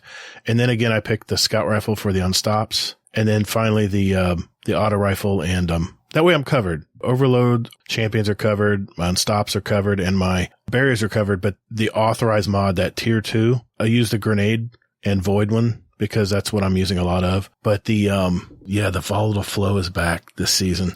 So I love seeing stuff we get weakened and explode. And I know it was a fantastic build during the first part of Witch Queen with Seeking Wells and stuff, which we don't have anymore. But this next season, this is really cool. This is really cool. So volatile flow is my next, because I'm looking at what I'm going to be playing the most of here. So I want to pick, only get 12, right? So I'm picking what I think I'm going to be using the most. And of course, Bricks from Beyond is one of my favorite perks, where you defeat a powerful combatant with a void weapon, and it has to generate heavy ammo, has a chance to generate it for you and your teammates. I was using this last night in when Soccer and Go Hawks played, and I had heavy bricks everywhere. But yeah, because I use void, I really didn't get into the solar, the firebolt grenades, because I really don't use those. So I chose stuff like void weapon channeling, which exactly gained a bonus damage from void weapons. Exactly. So yeah, that's my point, is just like you looking at your Solar Titan, I was looking at my Void Lock, and I picked everything out of there first. Yeah, exactly. And then going back to the artifact mod real quick here, is that where we used to be is that once you unlocked a mod, you actually had to slot it into your arms, to your helmet, something like this. Now, all this shit is intrinsic. So you don't have to do shit with it. Now you just click it. It shows up on your character. You don't have to slot a mod or anything. It freed you up to do any other millions of the things that you can do. So kudos to Bungie there. If there's one quality of life improvement that has just made my season, it's that. The fact that I have more room to use more mods now, because the other ones are automatically applied if they meet the condition, like a void weapon or grenade or whatever. So isn't it weird that, I mean, where we came from, and like, we just accept things, you know? Like, we just accepted, like, hey, you know, this is how we do our mods and things like this. And it sucks that we can't do reloaders and, you know, anti-barriers pulse. But, you know, we just accepted it for like over a year. And then Bungie's like, hey guys, we're doing this. And it's like something that we didn't even know that we wanted or needed. But well, they'd have like void loader, or not void loader, but like specific weapon loaders. And now they're just like kinetic weapon loader. There you go. You're good. So they've simplified the mods to the point where they're more broad, and we're not so narrowed in on exact mods, you know, exact tuning into the mods. So yeah, big quality of life improvement. Yeah. So then the next thing that I look at after the artifact is I look at basically like the mods under each piece of armor. So helmet has its own, arms, chest, legs, and even the class item has its own. So what questions do you have next before we go into the next? Well, I guess so. That's not me. I usually just copy and paste a build, but let's say someone wanted to build their own thing. Where do you think they should start first? They pick their subclass, and let's say you want to do for example, you do a fire, let's say a Solar Titan. So what mod should they go after next as far as in their armor? I'll talk PvP if you want to talk PvE, Hazel. Sure. To answer that question. So with PvE, what I do is I will first look at my class. So you said Solar Titan. So I know that Titan has Barricade tied to Resilience. And Resilience is good in this game anyway. So for anybody who doesn't know, Mobility is tied to the Hunter, Dodge ability, and Recovery is tied to the Rift ability for Warlocks. So with the Solar Titan that we're designing here, the first thing I do is I'm like, okay, well, I want 100 Resilience, or as close to 100 Resilience as I can get there. So what I do is I first will go into each armor piece. Now, this is not counting an exotic, because exotics sort of throw a wrench in everything to a degree. But you go ahead and you try to throw on basically all Resilience mods is what I typically do first. And I see how much over I am. Or you can do the cheat method and go to D2 Armor Picker and let it do it for you. That's what I would actually recommend first. So once you do that, it will go ahead and it will ask you. So I'm just going to say, use D2 Armor Picker. Yeah, it's a great website. And then it's going to tell you, like, it'll let you pick. So your class, and then it'll let you pick solar, strand, whatever you want to run. And then you can say that, hey, I want 100 resilience, and it'll tell you if you can hit 100 resilience or not. Then once you click on that, then it will say, hey, what do you want next to be your next stat? So then you can say, hey, I want intellect. And then it will basically narrow down your rolls to get to wherever you want. And then it tells you, hey, these are the armor pieces you need, and these are the stat mods that you need to put on. Okay, Gatr? Yeah, for PvP, the first thing when I'm putting a build together, and I like to build mine from the top down, I'll start with the helmet, and helmet is all about targeting mods. I think there's a lot of people out there don't realize how strong these mods are as far as your aim assist when you're playing the game, especially if you're sniping or using a pulse rifle or whatever. First thing I do, depending on what I'm comfortable using, and I use that as the keyword, whatever weapons you're comfortable using in the Crucible, that's the targeting mod you want to put on first. So I'll do that first. Then I'll go to my armor down to my gloves, which is usually reloaders. So I'm looking about how, probably a pulse rifle reloader mod. What I try to do is, regardless of what my stats are, like your mobility, your resilience, your recovery, and then, of course, just all the other ones down below it, I will put on the mods that are going to help me in the performance of my weapon, my gun game, how quickly I can regenerate grenades. So I'll be using bomber mods, ashes to assets, how quickly I can get back my super energy on grenade kills. That's really good in games like Comp and just playing regular sixes. Then what I'll do is I'll go back. Of course, you have to assume that all of my armor is masterworked, because then you get a full 10 slots, right?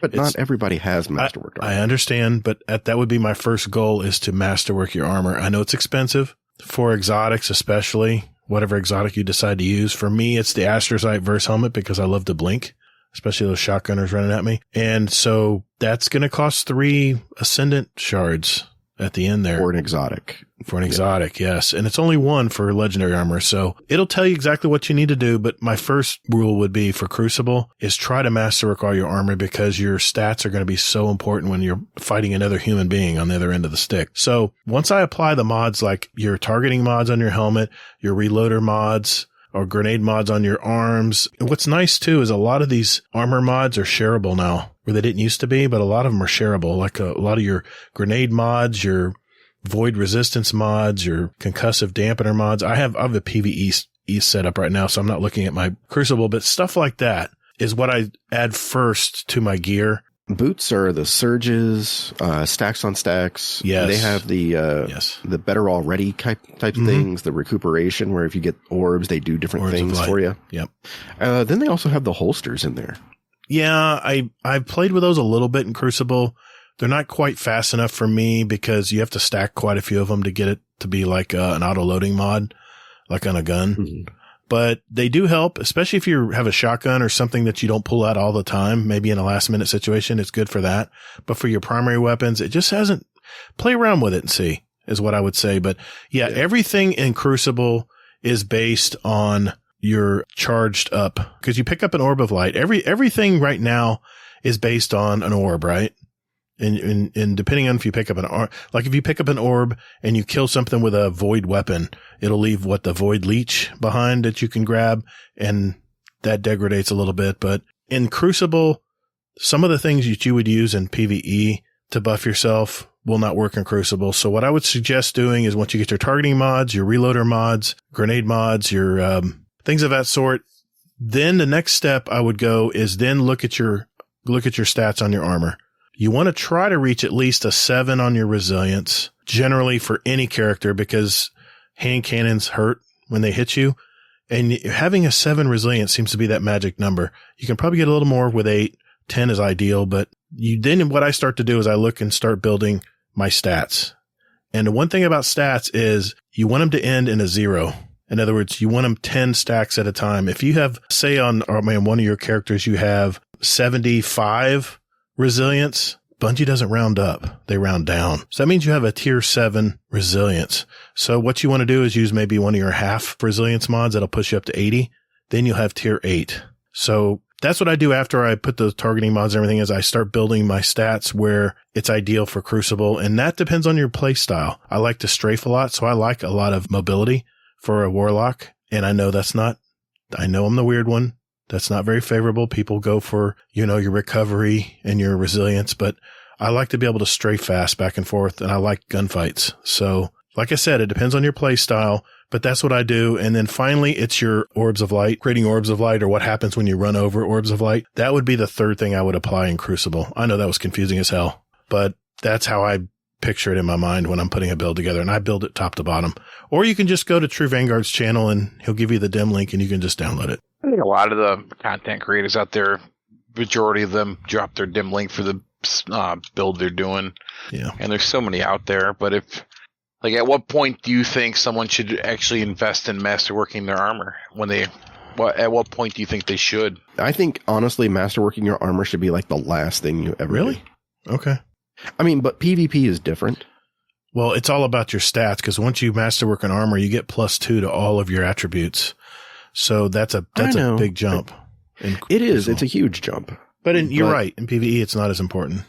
I mean, it's not, especially with the mods the way they are right now with the, they only cost 1. Right. So, I mean, you can get it to tier 7, I think. I think maybe 8. Let me do this on the fly here. I'm going to sync some currency here. Okay, there's 3 is legendary shards, 4 is legendary shards, 5 and 6 are enhancement cores. 7 is a enhancement prism. So you can get it to 7, level 7, energy level 7, and you don't need any enhancement prisms. And I'll be honest, right now in the state of the game, I would probably say that 7 or 6 slots right now, 7 slots is perfect. I don't think you need more. I mean, you can do more, obviously, but it's not necessary. Like me having over 100 pieces of, masterworked armor is just excessive. You think? I mean, yeah, maybe.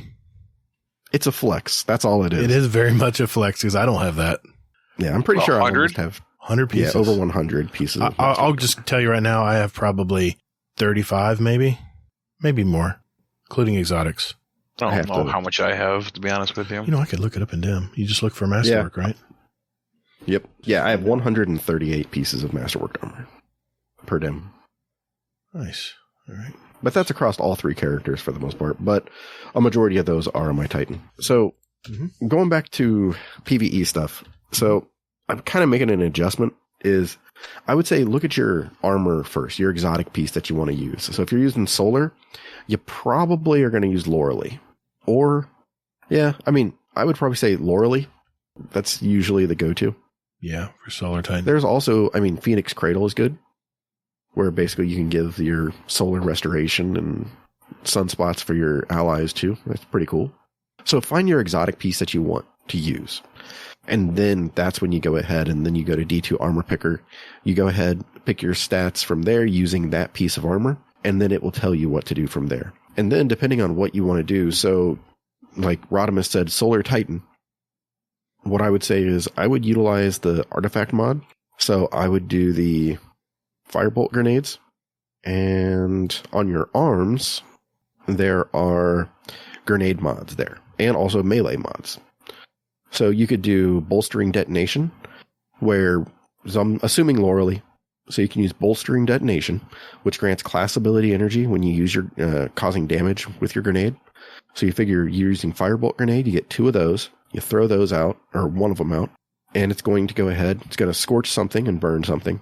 It's going to give you class energy ability, or class ability energy, and then that's going to help you with if you get low on damage or on your health.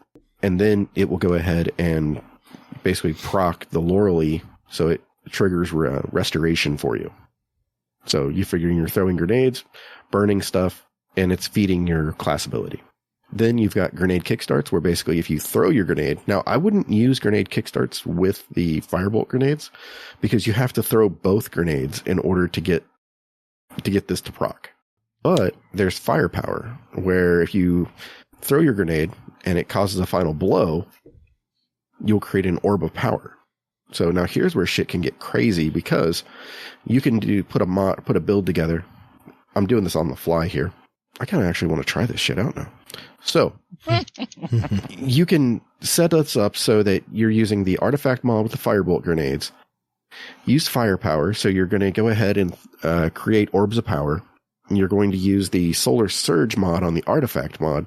So whenever you create a fire sprite, it's going to give you basically an orb of power kind of thing. So you're going to be able to collect that to get an armor charge. You're going to put on the mod for your armor charge where you can collect an orb. It gives you an armor charge. So like Font of Focus. And that's going to boost your grenade ability. And then you have surges that you can do. And those are on your legs. So you could do solar surge. So that means that it's going to cause more damage with the grenades, as long as you have an armor charge. And the one mod that is like intrinsic, or that you really do need to put on to these, is Reaper. Or I'm sorry. Well, there's Reaper and Time Dilation. So Reaper is whenever you use your class ability, the next kill that you do will cause an orb of power.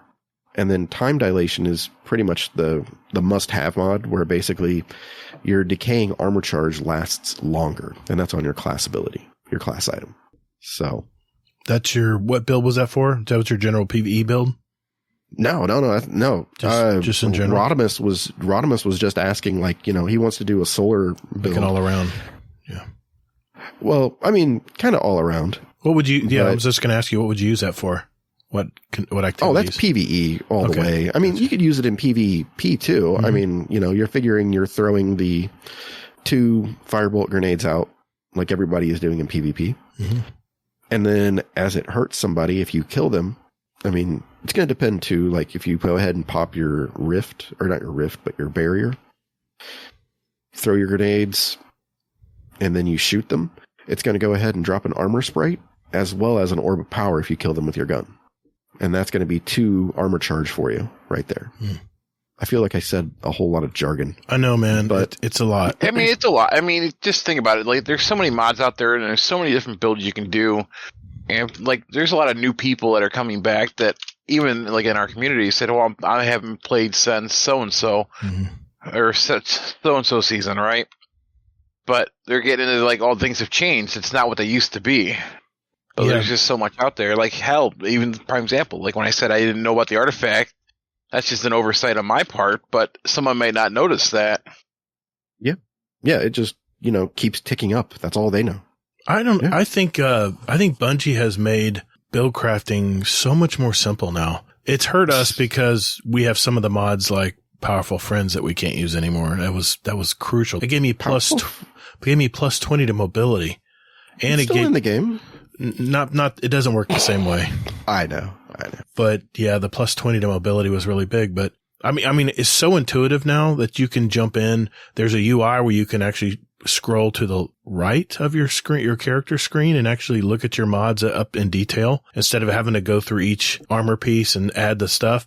You can actually get an overview of your whole build now just by hitting that directional arrow to the right on your character screen in game. Which is kind of nice. Used to be that way either. No, that's new. No, it's brand new. Yeah, you'd always have to go from armor piece to armor piece, gun to gun, and add your mods that way. But now you can just boom, boom, boom, get it done, or you can just get an overview of what you're doing. I think it's much simpler now. Instead of seeking wells and war mine cells and all that, it's all about orbs of power now. It's all centered around getting that orb of power, or like you said, which orbs of power lead to those armor charges, right? Orbs of power and your fire sprite or your per class, whatever. Exactly.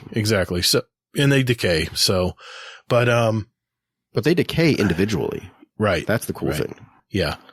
I mean, I think, ever since they've upgraded all of the subclasses, including the new subclass to the new 3.0 version where it's all aspect and fragment systems now, it's just so intuitive now. I mean, first you pick your aspects It tells you what benefits you get from it. You pick your super, then you pick your fragments down below, and it describes in detail what each does, whether it gives you something in the stat track, like it gives you plus 10 mobility or plus 10 intellect and plus 10 resilience. So you can build off of that as well if you're trying to build up your stats, whether it's for Crucible or PvE. But I think to me, it seems much easier to use, and it's not so convoluted. I mean, wondering first if you have all the mods to even make the build that the YouTuber's talking about. But now you can just go in there and just start reading and start saying, okay, yeah, that would benefit me. Let me put that there, So at least for me, I think it's much more simpler process now than it was before Lightfall, especially with the UI build and stuff now. And the fact that, you have loadout slots available now in your character screen. I'm just going to be honest here. I know it's Bungie's first initial offering of that. I'm still going to use Dim. It's just so much more intuitive and so much Dim easier. Actually shows you. They do. I deleted all of them. Your loadouts. I deleted all of them because I have my own builds. I have my own builds. I can label it better. It's just the preloaded slots just didn't work for me, but they may work for you. But I like, having everything laid out. I have them named for what I use them for, all that stuff. So, and you can't do that with the preloaded slots. Not right now. Not right now. I mean, they will eventually. Brought stuff new, just like anything else in the world. They got to get the feedback from.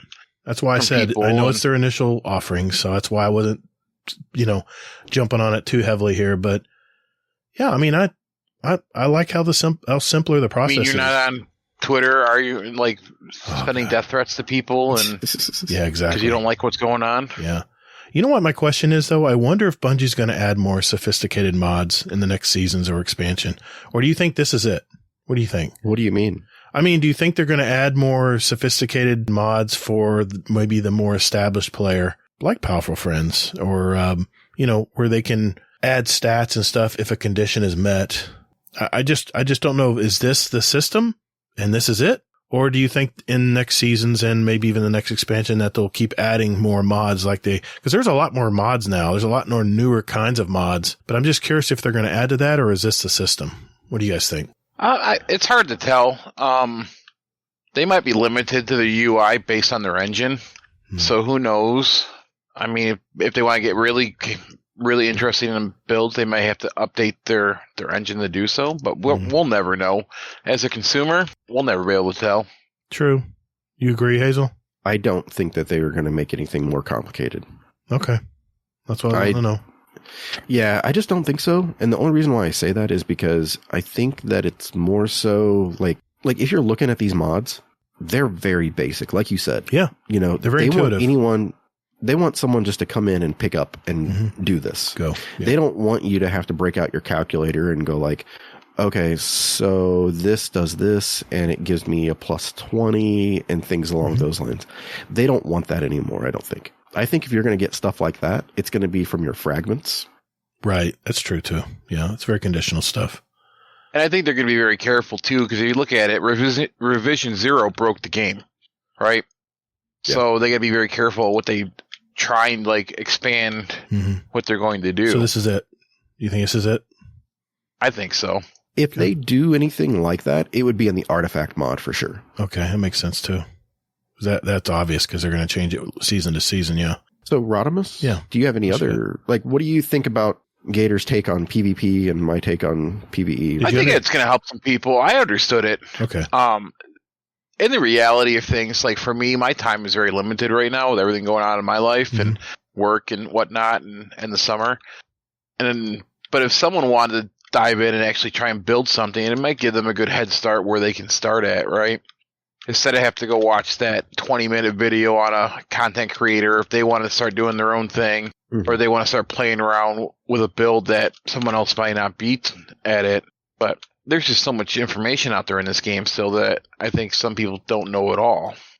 Yeah. No, I mean, you're definitely right. I mean, shit, I did a RON today with LFG teams. And you know what we did? We had it so that two people started at Nezi, that two people started in each, darkness and light well or whatever it is, where the ball is. And then each person, the second person, crossed and created a refuge Yes. Like right away. We use that method too. So that way we were covered for whichever one. And I was just like, well, I mean, I guess this works, but I was like, why can't we just shoot the shit on the dude? And, you know. I guess it depends on your makeup of your group too. I mean, if you get a raid group that you're with like the entire time, you guys are going to probably try something new to try and speed up and get more done or try and get more damage out of it. Right? Because if you think about it, the longer you're in a fight, the more chance you have to die.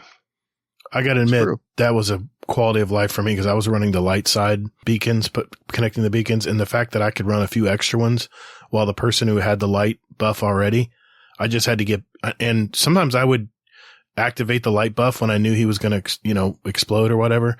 And I was covered even though everyone else was in the other pool, getting buffed by the light. So it was nice to have that method, but it was good.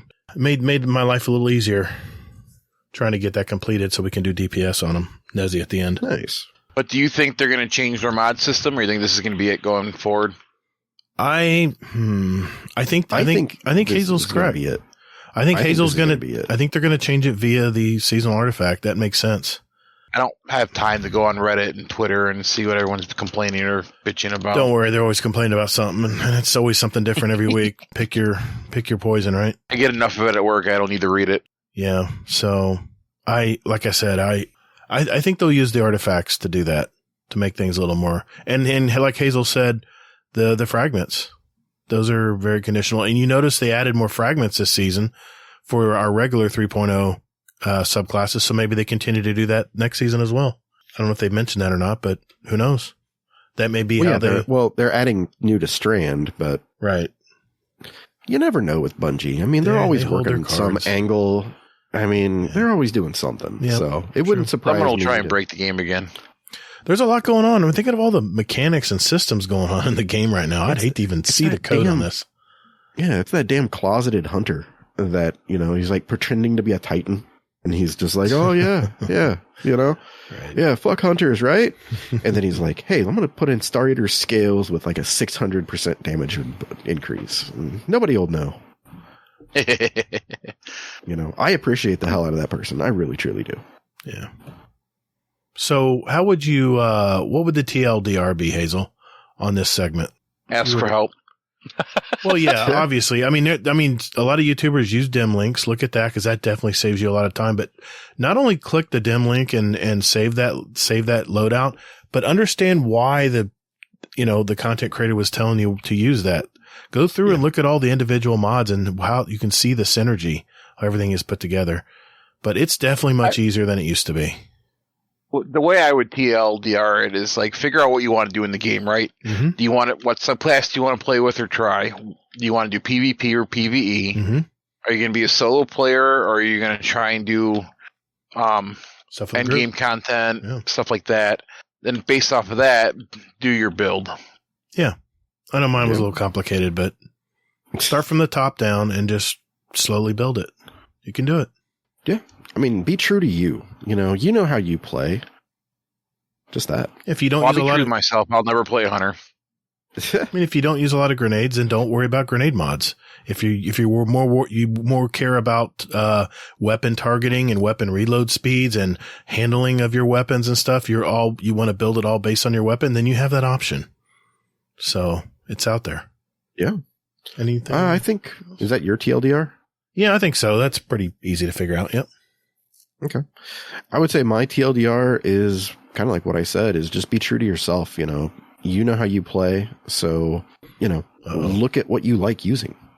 Hammer alert. What? Yeah, I haven't clicked on it yet. I'm scared to. But yeah, it's just that, you know how you play. If you throw a lot of grenades, if you like them, if you like being like powerful, grenades it is. That's a good way to put it. I mean, we all have our different ways of approaching it. And I guess another thing I might mention is just jump in there and just experiment with it. There's no right or wrong answer. Just go in there and say, hey, you know what? I'm going to run into this strike. Let's try putting these these grenade mods and see how much improvement we get, how much quicker we get our grenades, or how quickly we create orbs of light. Man, you can create a ton of orbs of light right now with a lot of these builds. So just jump in there and try it out, test stuff, go into a patrol even, shoot some regular enemies and feel how it affects you. And it's just like everything, it's a learning curve, but until you try it and slot it and try it out and see if it benefits the way you play the game, just keep jumping out there and trying different things. Because, or even reach out to the community too. There's a ton of people out there. Absolutely. And just because a YouTuber says to use it doesn't mean that's what you can use or what you should use. Yeah. I mean, like today, Datto released a video about, what was it? Stasis for Warlocks and Osmiomancy. And he basically came out and said, he's like, just put this on, put on whatever mods you like using, whatever aspect you want to use, whatever fragment you want to use, and go to town. He's like, this is the most versatile build in Destiny. Any other questions, Rodimus? You good? That's all I got. I mean, it was just more of a show topic than anything else. I'm just being lazy and not wanting to do any reading. You have some good topics. I liked your topics. Like I said, I might even make some videos on some of those ideas. So we'll have to see. Just a quick note. So I just went into the 1530 Lost Sector with this build that I threw together, Rodimus, with the firebolt grenades. I just cleared a whole room with one grenade. Nice. I'm like, this, I need to throwing a grenade, and because every kill gives me a fire sprite, and fire sprite feeds my surge and feeds my grenade. So yeah, it's a little broken. Yeah. Especially because you can tag like 4 enemies at a time from one fire sprite, and then it burns, and then it just blows up everything. It's not so much a mod question, but it's just a side note. What do you guys feel like with Strand, how you can just pretty much stun every champion no matter what? You won't really need to carry the weapons you need. How do you feel about that? I was just telling Hazel. And should not be changed in any way, shape, or form. I was just telling Hazel last night, Soccer and GoHawks were using Strand, and they kept throwing up the Titan barricades, and just the champions were just suspended in air, couldn't do anything. Yep. Like, okay, I'll hit this with a rocket and kill it. It's pretty strong right now, I gotta admit. Shh. I mean, it's nothing to see here. Move along. Yeah, that's what I meant to say. All right. Well, thank you, Rodimus, for the questions. Thank you for the idea. No problem. And that means we got questions from our community. We will do that. That's up next. We'll be right back.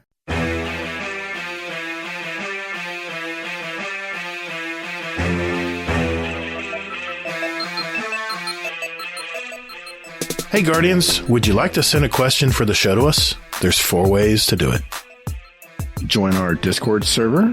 There's a link in our show notes. We have all kinds of Guardians here, from new lights to the dedicated hardcore gamers, and you can just lurk and hang out or jump right in and talk with us. It's up to you. There's also a channel labeled Podcast Questions where you can type in your question for the show.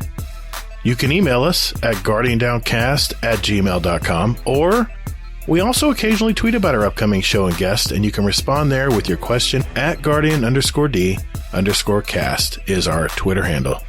Finally, you can send us a voicemail with your questions at speakpipe.com/GuardianDowncast, and we'll play it live on the show. Thank you for all you do for our show. And Toddles. And later, Guardian. Hey, man. It's in the contract. That's my line. We'll see about that. Laz? Oh, no, not Laz again. Our podcast attorney, really? You're going there? Damn right, man. I pay him just as much as you do. That does sound weird, though. We're both paying him. Yeah, what the hell? He's double dipping, man.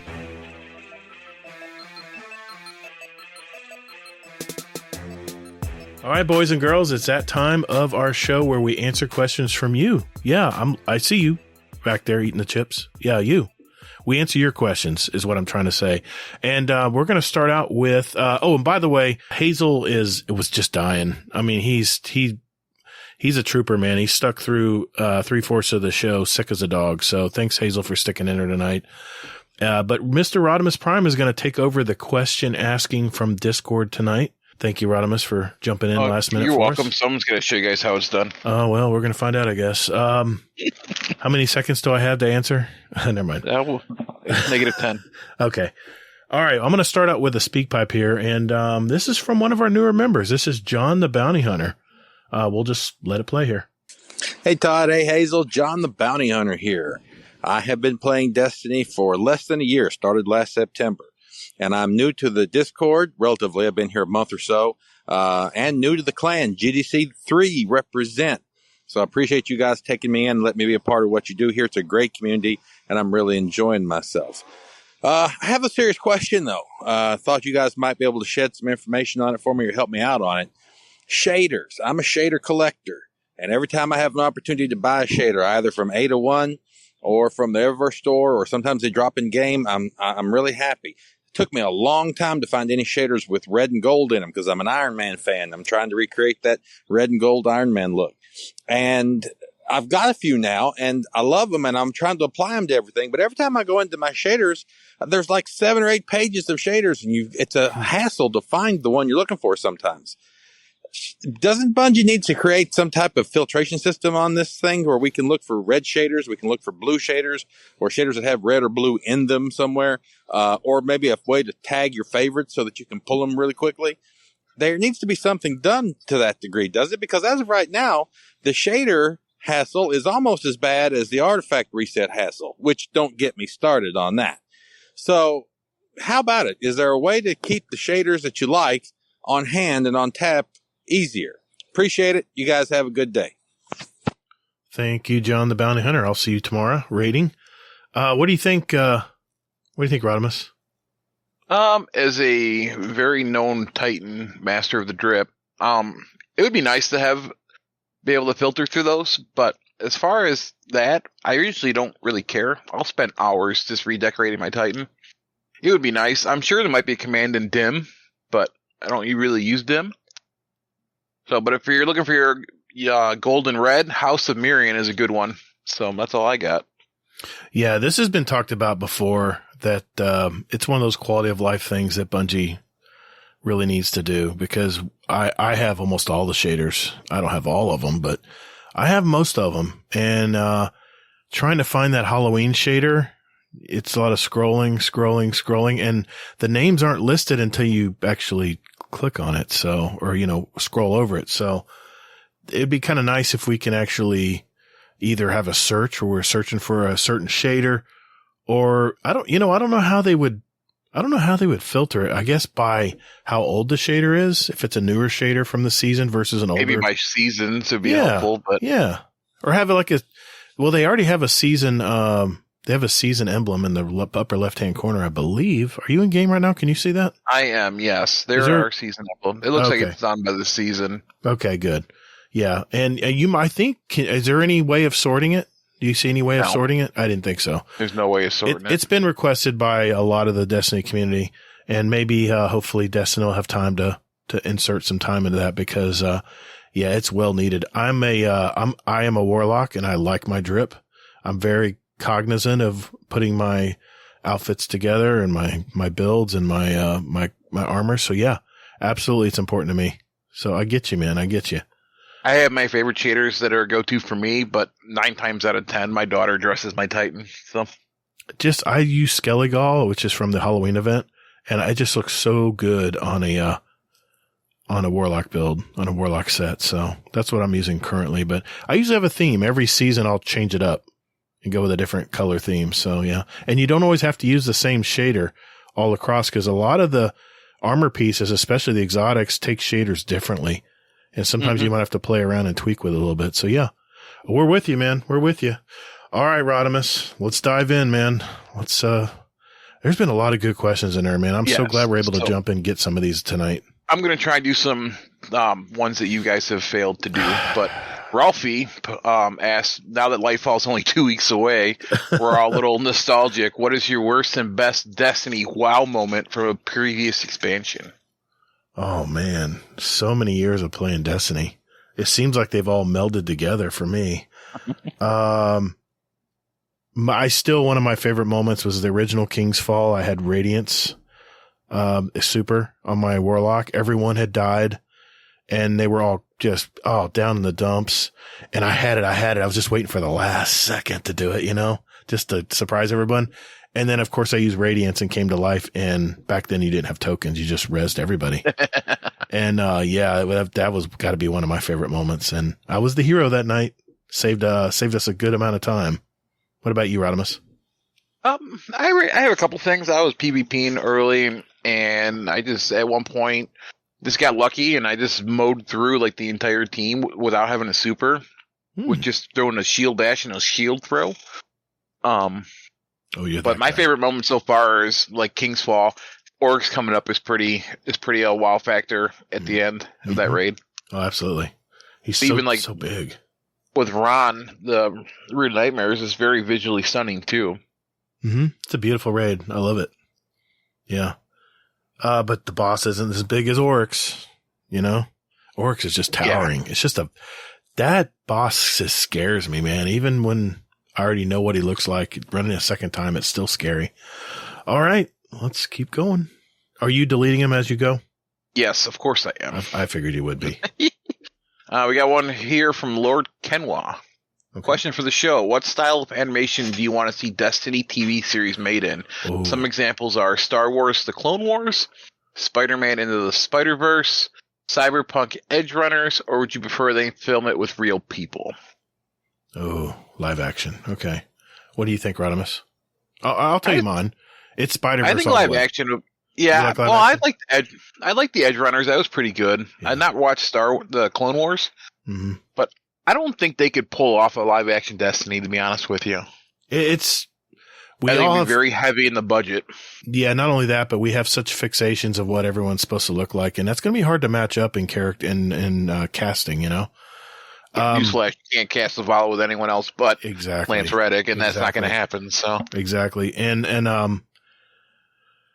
with because Spider-Man Into the Spider-Verse was one of my favorite animated movies. I actually saw it at the theater and I was blown away. And my wife hates animation and she loved it.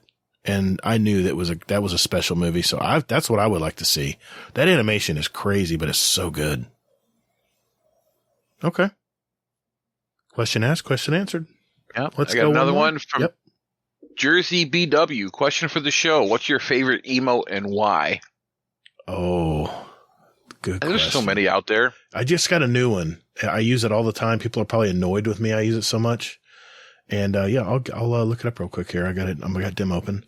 It's the one with the arcade, the big arcade machines back when you went to the arcades and deposited quarters into these big box machines.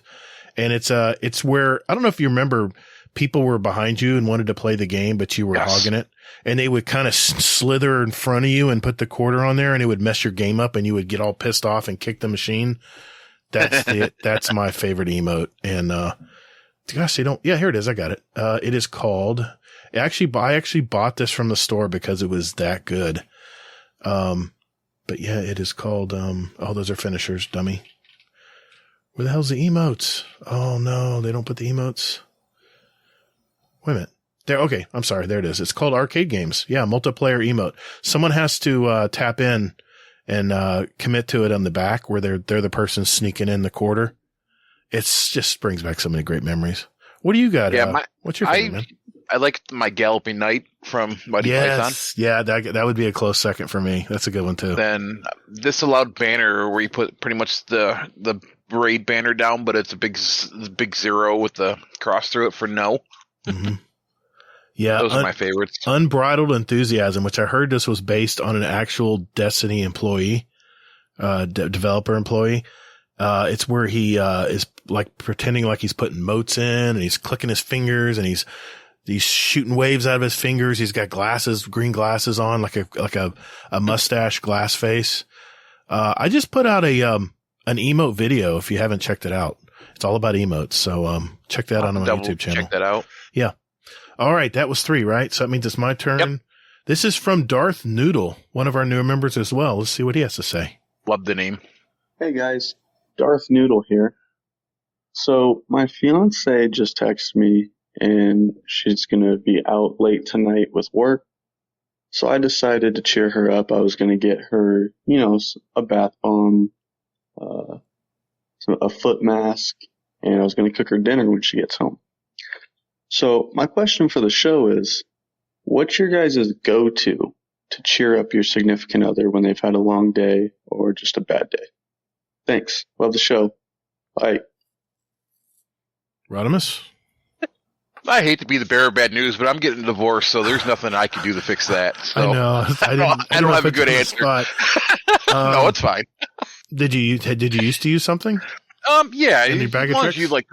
You cook dinner and you do like a load of laundry. Most people hate laundry, and I'm a big fan of not doing laundry, but it's the small things that people enjoy doing. If you come home from a long day at work and you don't have to cook dinner, if you don't have to take care of the kids are already taken care of, and all that. It really just depends on your relationship dynamic and what's like how your household is run, right? Absolutely. So who runs the household and what they're doing. Mm-hmm. And if they're like an advocate of taking the trash out every day, maybe you just take the trash out for them, stuff like that. Yeah.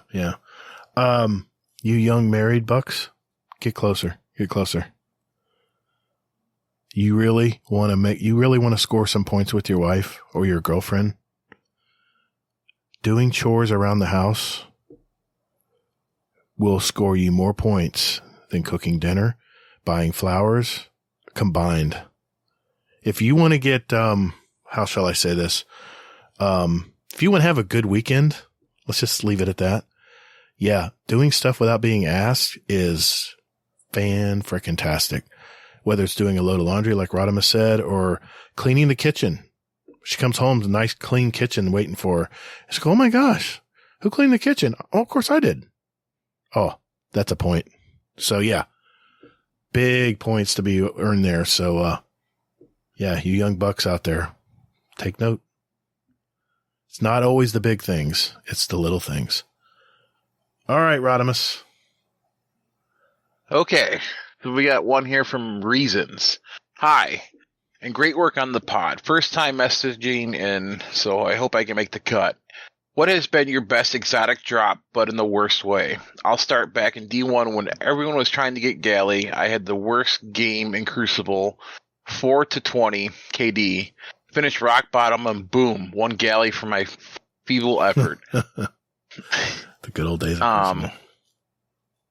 The FT I was with, fire team I was with was not impressed. Peace and love, Guardians. Yeah, I remember those games when the everyone got just blue armor or just regular crappy armor, and then someone would get that Gallahorn. I'm trying to remember how I got mine. But we're just. I was part of the Destiny 1 week 1 when Gallahorn was for sale, and I was one of those that said, "No, man, strange coins are way too hard to get. I'm not wasting it on a stupid rocket launcher." And I bought a Suros Regime instead, which it's a good rifle. You know, it's a good rifle. It's pretty, but it's no Gallahorn. So as far as drops, damn, can you think of one right now, Hazel? Sorry, Hazel. I'm not Hazel. Rodimus. Sorry. You fit right in here.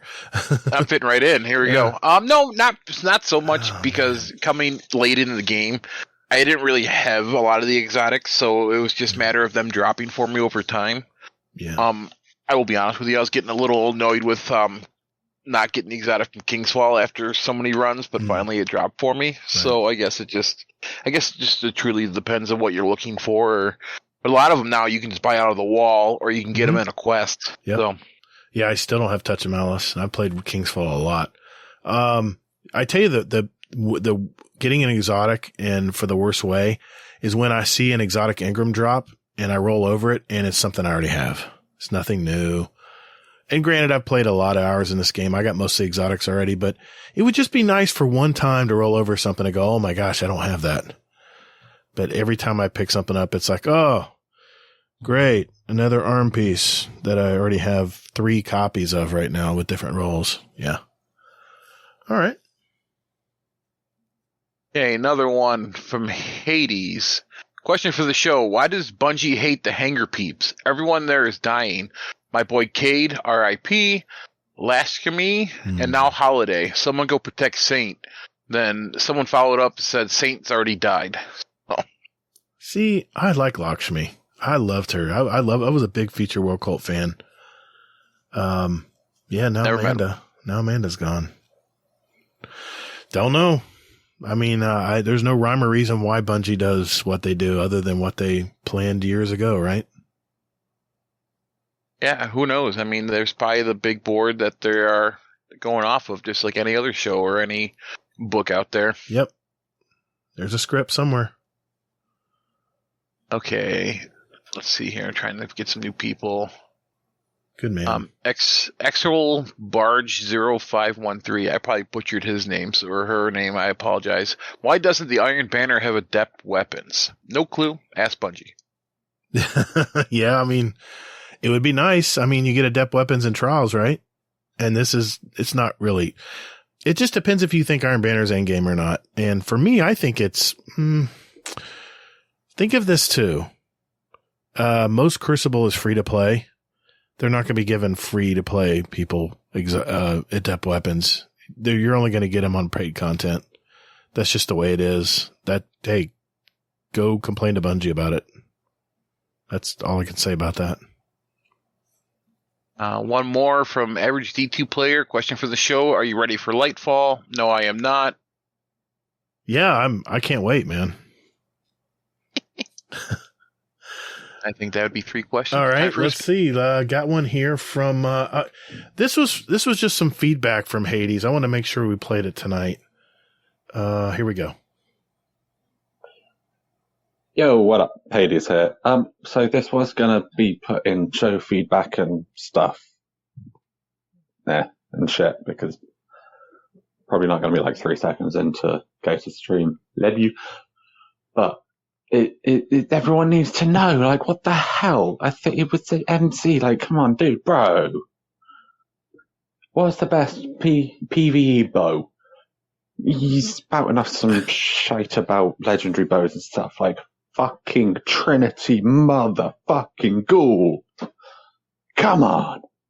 Don't give me all the bullshit of, like, oh, it's brilliant for, like, low level, but it sucks up high level. Like, motherfucker, take that motherfucking bow into a goddamn Nightfall. I went in and, like, casual 30 orbs generated. Take that with staff of pole dancey death murderousness, and you just, like, yes, kill everything.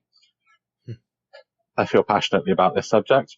This bow is my favorite bow for PvE. It's brilliant. It's amazing.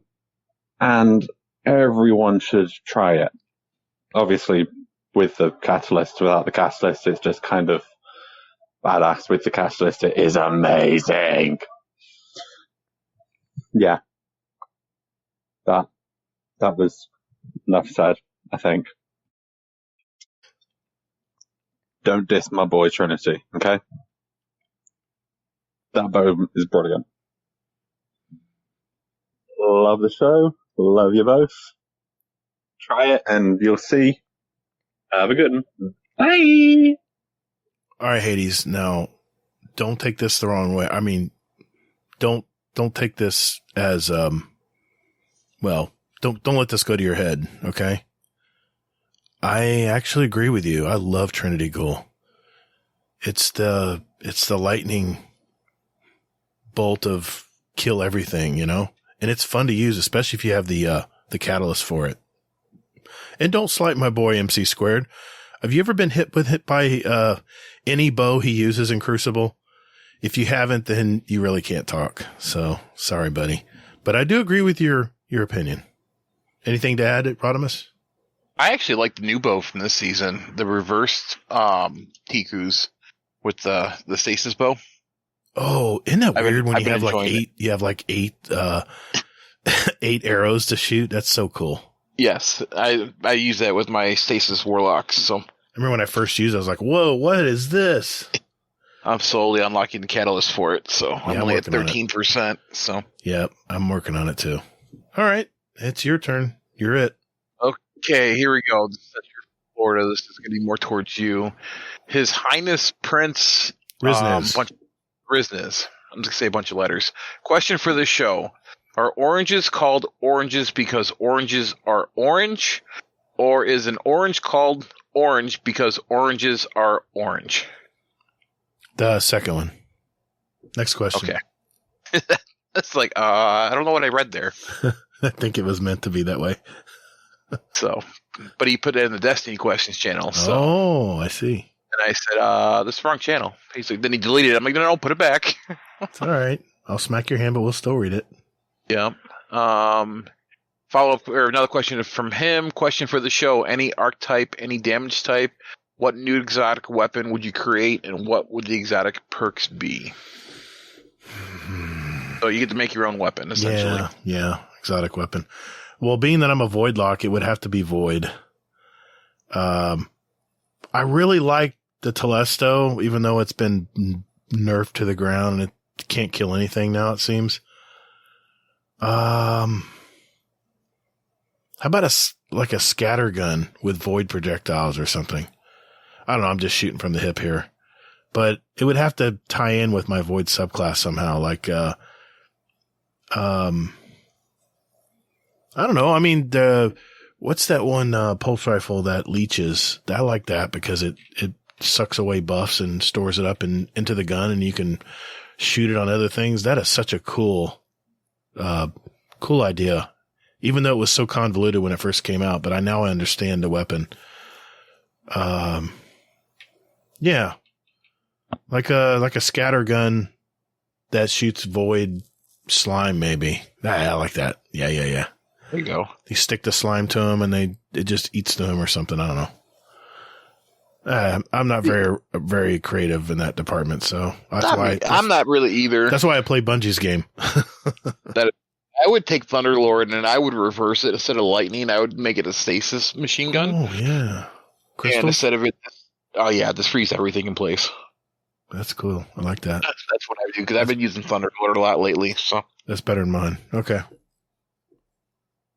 From Crash Panda, a.k.a. the Sheriff, part of Shake and Bake Company. Question for the show. With Guardian Games on the way, would you change anything about seasonal events, or one event in particular would you change? See, the thing I love about seasonal events is that it's a good time, especially for new players, to farm weapons and rolls. Like, was it Guardian Games that had the Lost Sector you went into? Or was that's the Halloween event I'm thinking of? You went That's into the Halloween event. Yeah, it's like a haunted Lost Games, Sector. Yeah. You kind of went into an open area. Oh, that's right. You went to the sky world. Yeah. Speaking of that, my tankard should be coming soon. I just got mine. I need to send a picture. I just got it delivered a couple days ago. I've got it sitting here right behind me. It's beautiful. They did really good work on it. It's heavy too. It's good quality. Looking forward to it. Yeah. I busted my butt for that tankard. My wife's like, a tankard? What the hell is this? I said, hey, you don't know what I did to get that tankard, so tush. She goes, okay. I don't think it was too bad to get it. Well, you had to get this one Triumph complete, and it wasn't 2 platinums. It wasn't easy, man. It took a lot of grind to get that. I remember I was grinding for it. Yeah. Well, on the Guardian, I like them. On the Guardian games, that world is getting old, but I don't know if Bungie's, that's all free to play stuff. I don't know if they're going to invest money or more resources into making something new. They're probably just going to ride it out. So I'll just say fine. I mean, it's kind of like a horde mode anyway when you played it. And they did make a lot of changes to it, quality of life changes on it already, where you could see all the chests. You didn't have to get near the chest. They just lit them all up, which was such a great quality of life. I remember by the time I would see the last chest, it would disappear because we run out of time. Gosh, why do they have to do that, you know? But no, yeah, I say leave it. Yeah, I would leave it too. They're nice. They kind of change them a little bit. I know everyone complains about it when they come around, but it's a good time for the veterans who are like, I really don't need to do that. They'll go try some new games in the laws. But to me, I enjoy doing the seasonal content with people and people trying to have fun with it and whatnot. It's a good break from what you're doing from the normal grind, you know? And like I said, yes. I made a video about this as well, that the seasonal events are very good for new players because you can get they've offered some decent weapons. I still have some seasonal weapons that I still use. I'm looking at it right now, the Glaciocasm fusion rifle. That it's a high impact fusion, but man, that thing would murder people. It had like almost 100 impact. It was crazy strong. I've got auto rifles from past, events. Right now, the Braytech Werewolf, which you got from the Halloween event, if you have one with even tap the trigger is good, but it's the perk that's really hot in Crucible right now, called Zen Moment. If you have one of those Halloween weapons, Braytech Werewolves with Zen Moment, it is a dart. It just kills everything. So steady. So yeah, that's what the events are for. I mean, that's where you can really take advantage of them. It's all free to play. So if you're not a seasonal content person and you're just jumping in to play for the fun of it, it's a really great break from the usual grind. And it's nice. It's a nice, like, in between stuff, but especially when we're talking about resilience and all that stuff too, Guardian games is a good way to get that armor focused where you need to try and get triple hundreds. Yep. So, and if you made your stats for your class. Why don't you go ahead and do a speak pipe? Because I get a series of questions that are going to be like, there's 5 in a row that kind of tie into each other. Oh, another message from Hades. I wanted to make sure I played this tonight. Here we go. Actually, I'm going to play 2 real quick, okay? Okay. Since we have so many. Here we go. Yo, Hades here. How's it going? This one is less of a question, more of an ad for the Discord than anything. But I wanted to put it out there because you guys are the best.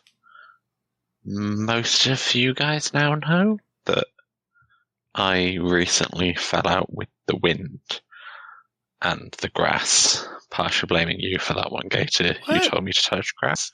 I did it at 50 miles an hour. Oh. 0 out of 10. Would not recommend. Not doing that one again. But yeah, don't worry. My sense of humor is still intact. But I put it in Discord, just complaining, and I think I had about 10 people telling me, being all like, shit, you all good, everything okay. People asking me still like 4 days down the line, making sure I'm good. It's amazing. I also had Kano, Kato. I don't actually know which one you are. Gator's confused me with that. I'm sorry. It's Kano. Actually saying that he'd post me handlebars because I'd folded mine in half. It's amazing. Anyone thinking about it, just join the Discord. They're brilliant people. They're amazing. And will help you with just about anything in-game and out of game. Just want to chuck it out there to thank you to everyone for everything that you've all said, in case I've missed a few people. I love you both. I love the show. Have a good one. Yeah, Hades is in that Discord every morning. He's one of our UK contingent. And his fiance, Parlor Sprite, is in there as well. Really a highlight of our of my day anyway, when I jump in. Always has a snarky comment for me, which I love. He's he's like the youngin' that likes to pick on the older guy. That's fine. I know where it's coming from. So, thanks, Hades. Rodimus, anything, Dad? No, I'm glad he's safe. I don't ride, but I've seen some very tragic happenings when going above 40 miles an hour. Absolutely. I don't ride anymore. I used to, and I came really close on a lot of instances, and your life will flash right before you, man. So I'm glad you got up and walked away from a 50 mile an hour drop, So good on you, man. It could have been a lot worse. So it could have been a lot worse. Yeah. He even showed one of his house keys was bent in half, like bent 90 degrees. He's like, I didn't know how this happened. I'm like, yeah, that's what happens, man. I got one here from Thing. I don't know what it's about. Let's find out. Hi, it's Thing here. Question for the show. I don't know if this has ever been asked before, but if you could pick any type of Guardian to be in real life, don't really care about the subclass, that's up to you, but the one Guardian you pick, whether it's Hunter, Titan, or Warlock, is the one you're stuck with. Like me personally, I'm a Warlock main in the game, but I would definitely be a Hunter, I think, because let's be honest, they're easily the coolest looking.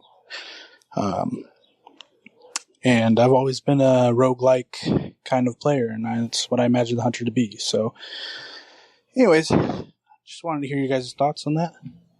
All right. Bye. Thanks, Thing. Appreciate the question, buddy. Rodimus, what would you be, man, in real life? Oh, Titan all the way. There's no question. I'm a bigger guy, and no matter what I play, I'm always playing a tank or going out there and just, yeah, I'm just gonna be a Kool-Aid man coming through the wall. So yeah, I can see you just arm barring someone, just like bam, just right across the face. Oh my god! There's a coworker of mine. I always sneak up behind him and give him a bear hug, whether he likes it or not. And he's like, I knew it was coming. All right. I got to admit something here. Whenever I play my Warlock, I'm, of course, a Warlock main. Whenever I play Warlock, I think of myself as Neo in the last part of the Matrix where he has that long leather jacket. And he flings it open and there's all these weapons all loaded up inside it. That's what I think of when I'm a Warlock. I don't think of the kilt. I don't think of the Destiny. I don't think any of that. I think of that leather jacket. And there is, on the 30th anniversary edition, the chest piece is exactly that jacket. It's like a dull, but kind of a really authentic looking leather jacket. And it looks just like the one Neo used. And you flip open the jacket and you just have automatic pistols and all kinds of stuff shooting at that bank scene. Never forget it. Yeah, that's what I would be. The only thing I'd have a problem with is that leather jacket's going to get really hot in Florida.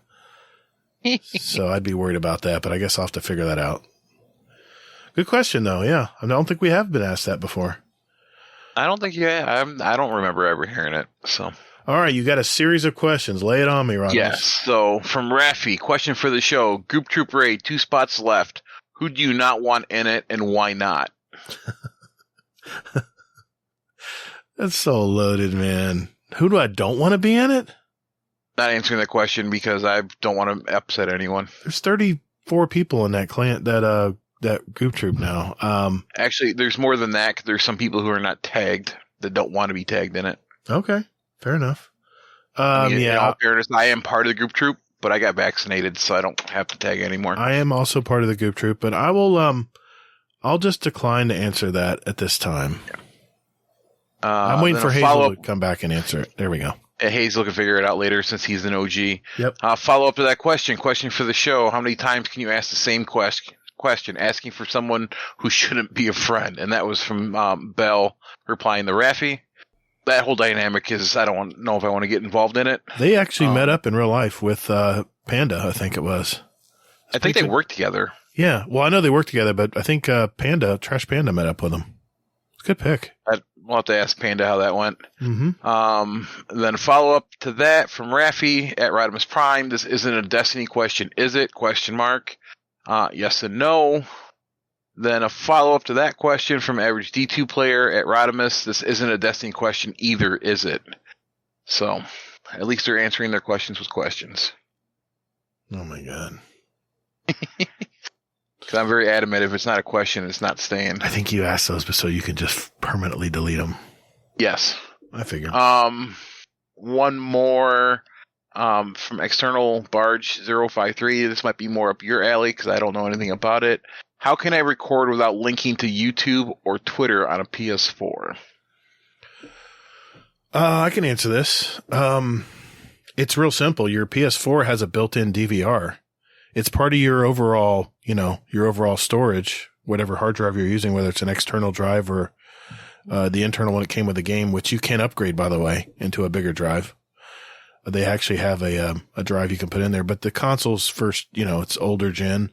I wouldn't invest the money. But yeah, all you have to do on your controller is, for me, it's the share button on your controller.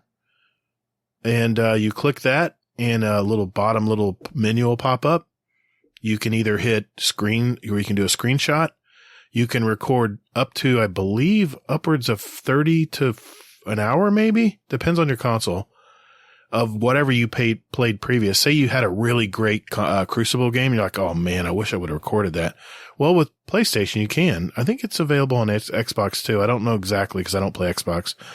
But yeah, you can hit record the last 15 minutes. That's what most Crucible games are. You can do it that way. That's the left button, and you can go to the right where you can actually live record As soon as you press that record button, anything on screen, it will record. So very simple to do on a PS4.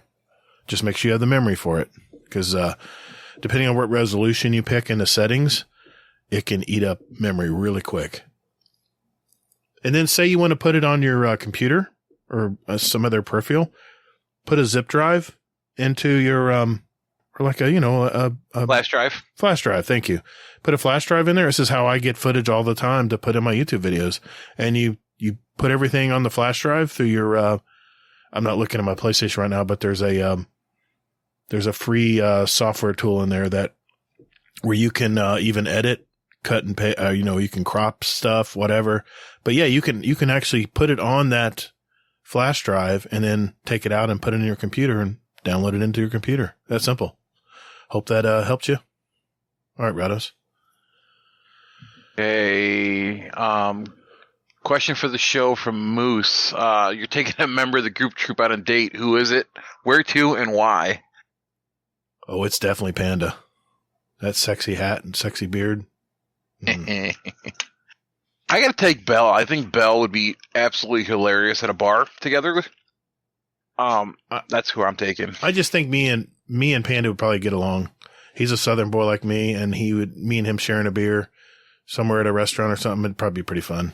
Pretty good conversation. And Belle tells me that he loves me every day when we talk. So well, there you go. Kind of biased about that. Yeah, you got to kind of. Yep. Let's keep going. Question for the show: will you leave Raph and Moose's questions as a permanent cliffhanger? It depends on the question. If it's the same group troop, I'm going to say yes. There you go. Question asked. Question answered. Third. Question from Brittany. Question for the show. Will these questions continue growing until you're forced to do a whole show just answering questions from the group troop? We're working on it, Brittany. We're working on it right now. Question for the show from Nakoa, Jersey. With knowing that's we have Nick, that's Nick, a.k.a. Jersey. Okay, Nico, a.k.a. Jersey? I think it's a.k.a. Jersey. I'm sorry, Nico, a.k.a. Jersey. Yep. Question for the show. Knowing we have one expansion left for D2, should we continue D2 or move on to D3? Fingers crossed. Yeah. What playable race would you like to see added? We've clearly seen other races using light. Yeah, that's a good question. I mean, what do you think, Rodimus? You got any easy take on this? Well, if Destiny 3 comes out, you obviously need to go to Destiny 3 because it's just the right thing to do. I was not part of the Destiny 1 and the Destiny 2 transition, but I would probably play it in Elixir. I think they would be fun.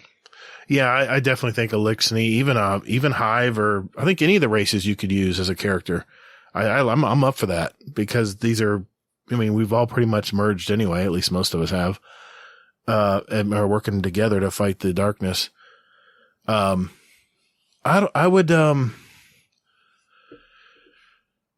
really think that whatever Destiny does, and I've already said this in last week's show, I think what Destiny is going to do, or what Bungie's going to do after Lightfall, after the final shape, is I think they're going to make two separate games. I really think they're going to make a PvP game for all our crazy PvP players out there who play all the other first-person shooters that are available out there in the world.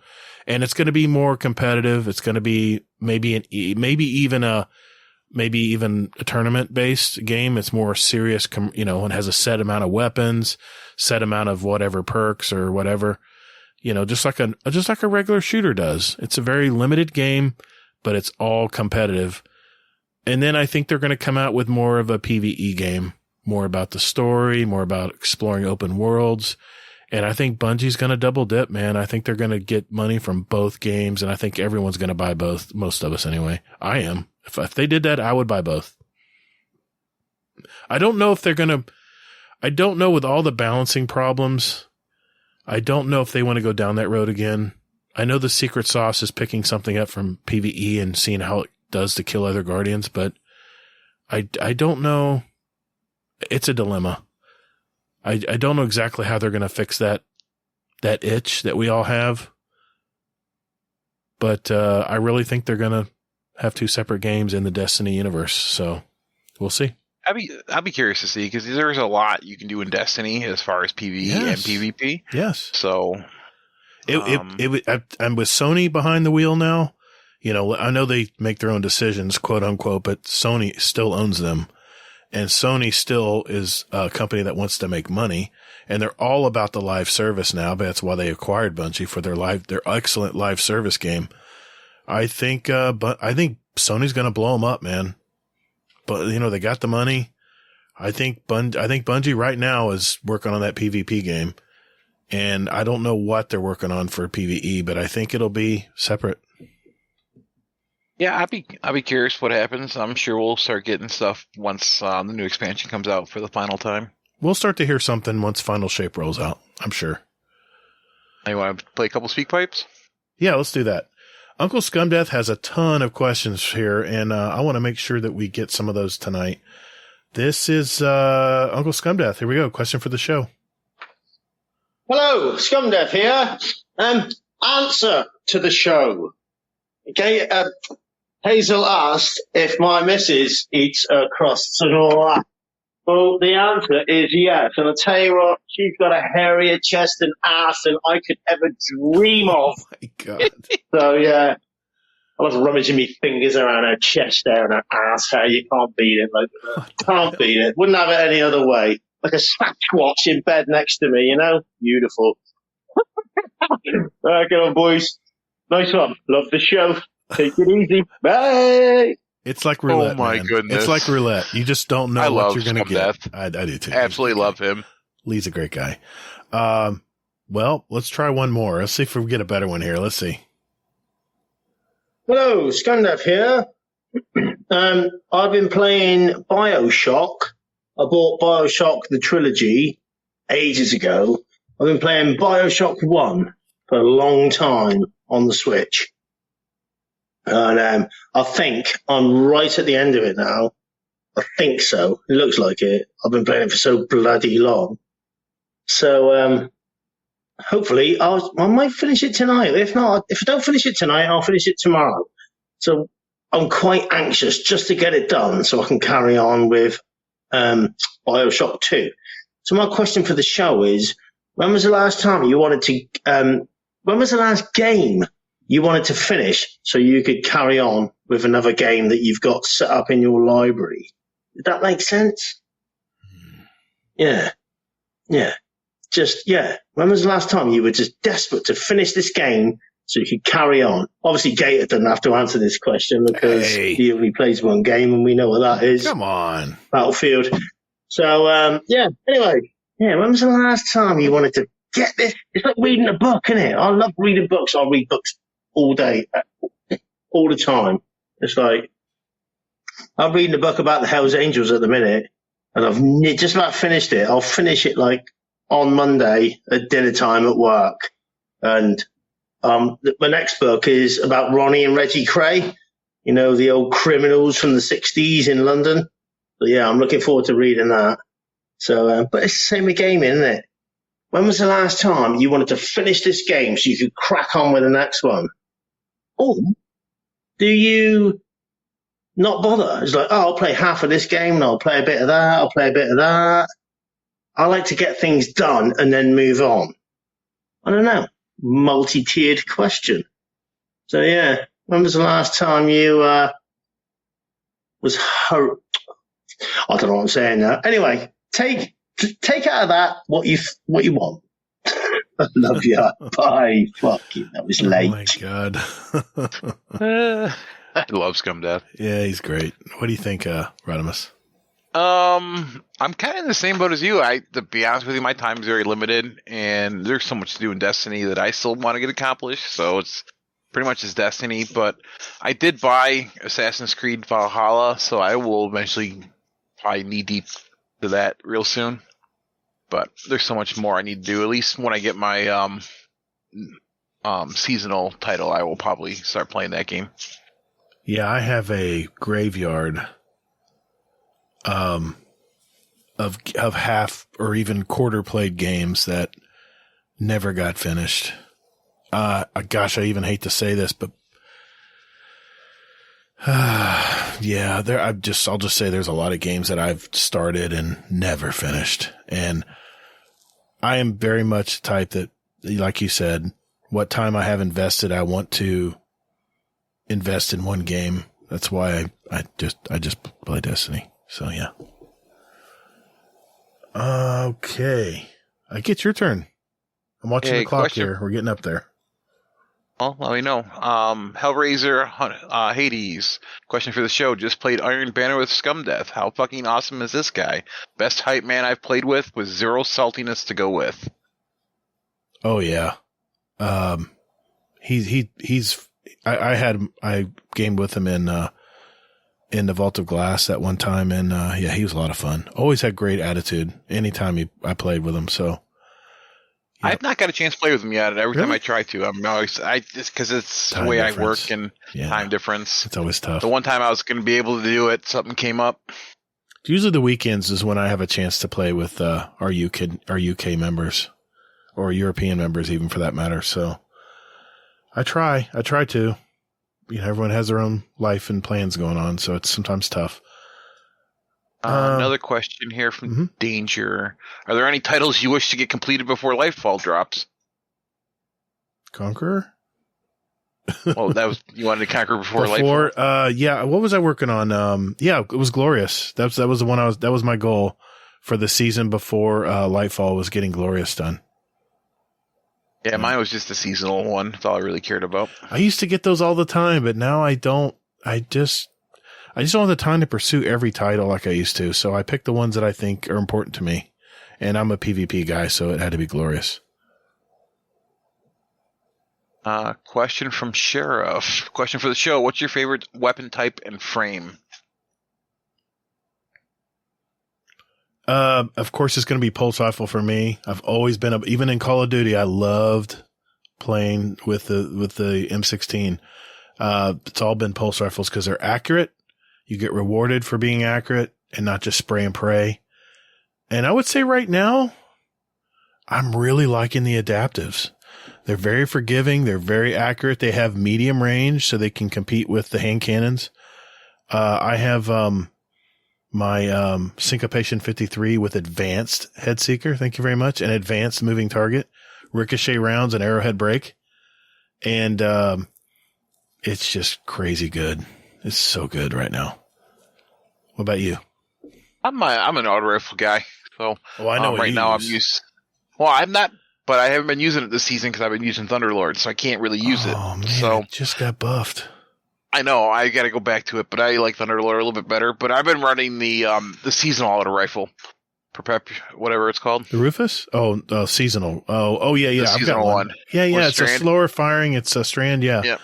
It's a good rifle. The 600 RPM. I'm trying to find it here. It is. I've got Dem open, so I can find it here.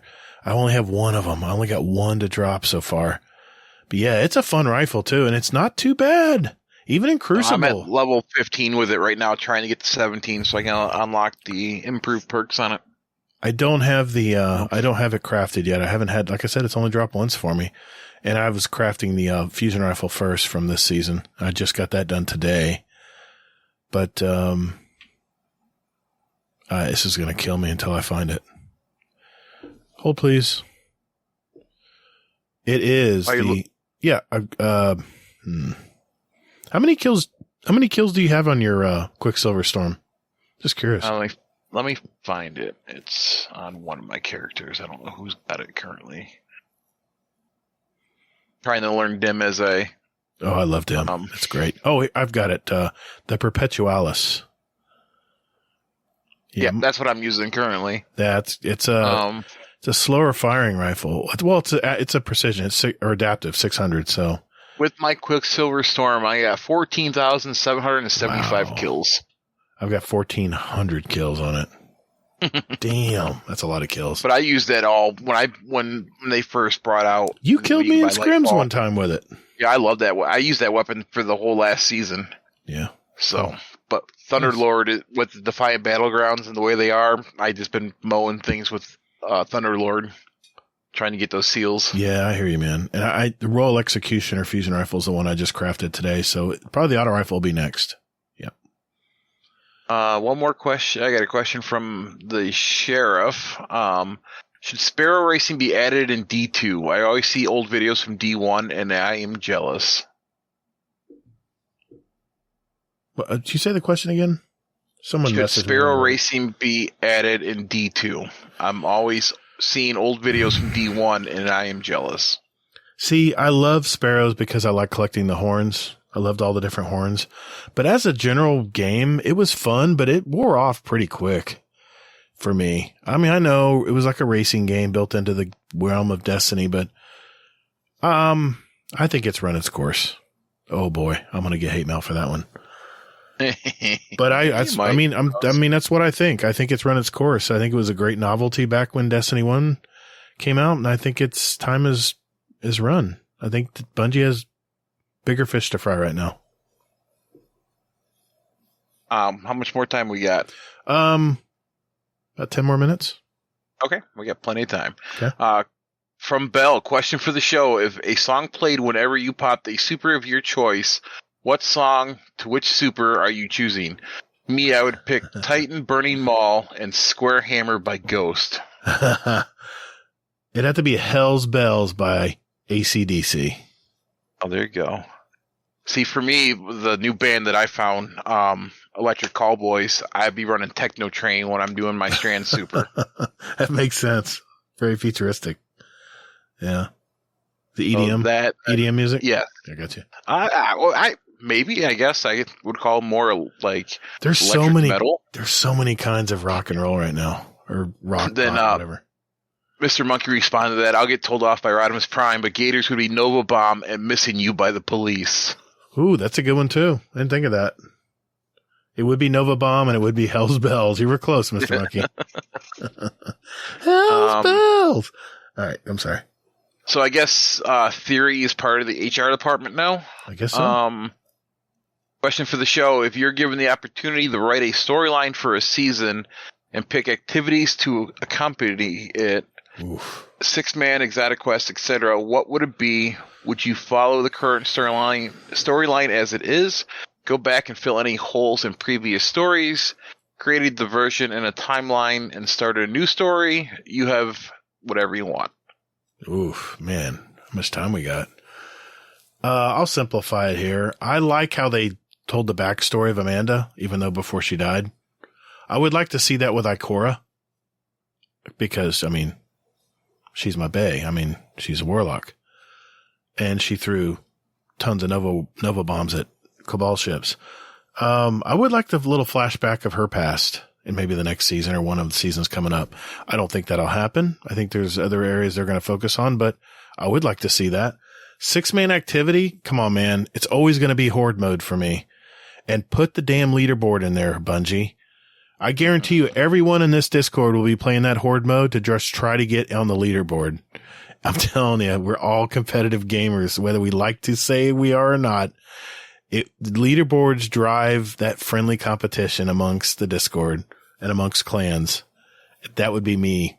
I devote at least 30 to 45 minutes a day on that alone. Yeah, I mean, horde mode would be just like anything. It's just killing things, mindless killing, and whoever can get the most kills. I mean, why do you have to sweat all the time? It's just lay back, drink a beer, and kill stuff, and get this number to go up, right? Yes. I know they may have done this in previous Destiny 1 or early Destiny 2, but I would relive Shax's timeline. I think it'd be a good story. Yeah, and that's in the Season of the Haunted, they did a lot of that as far as his past, his relationship with his wife and how that ended up. And Shax, not Zavala. Oh, Shax. I'm sorry. Yes, I know. Lord Shax. That'd Grenades be great for everyone. That'd be great because, the Six Fronts, right? I'd love to see that battle.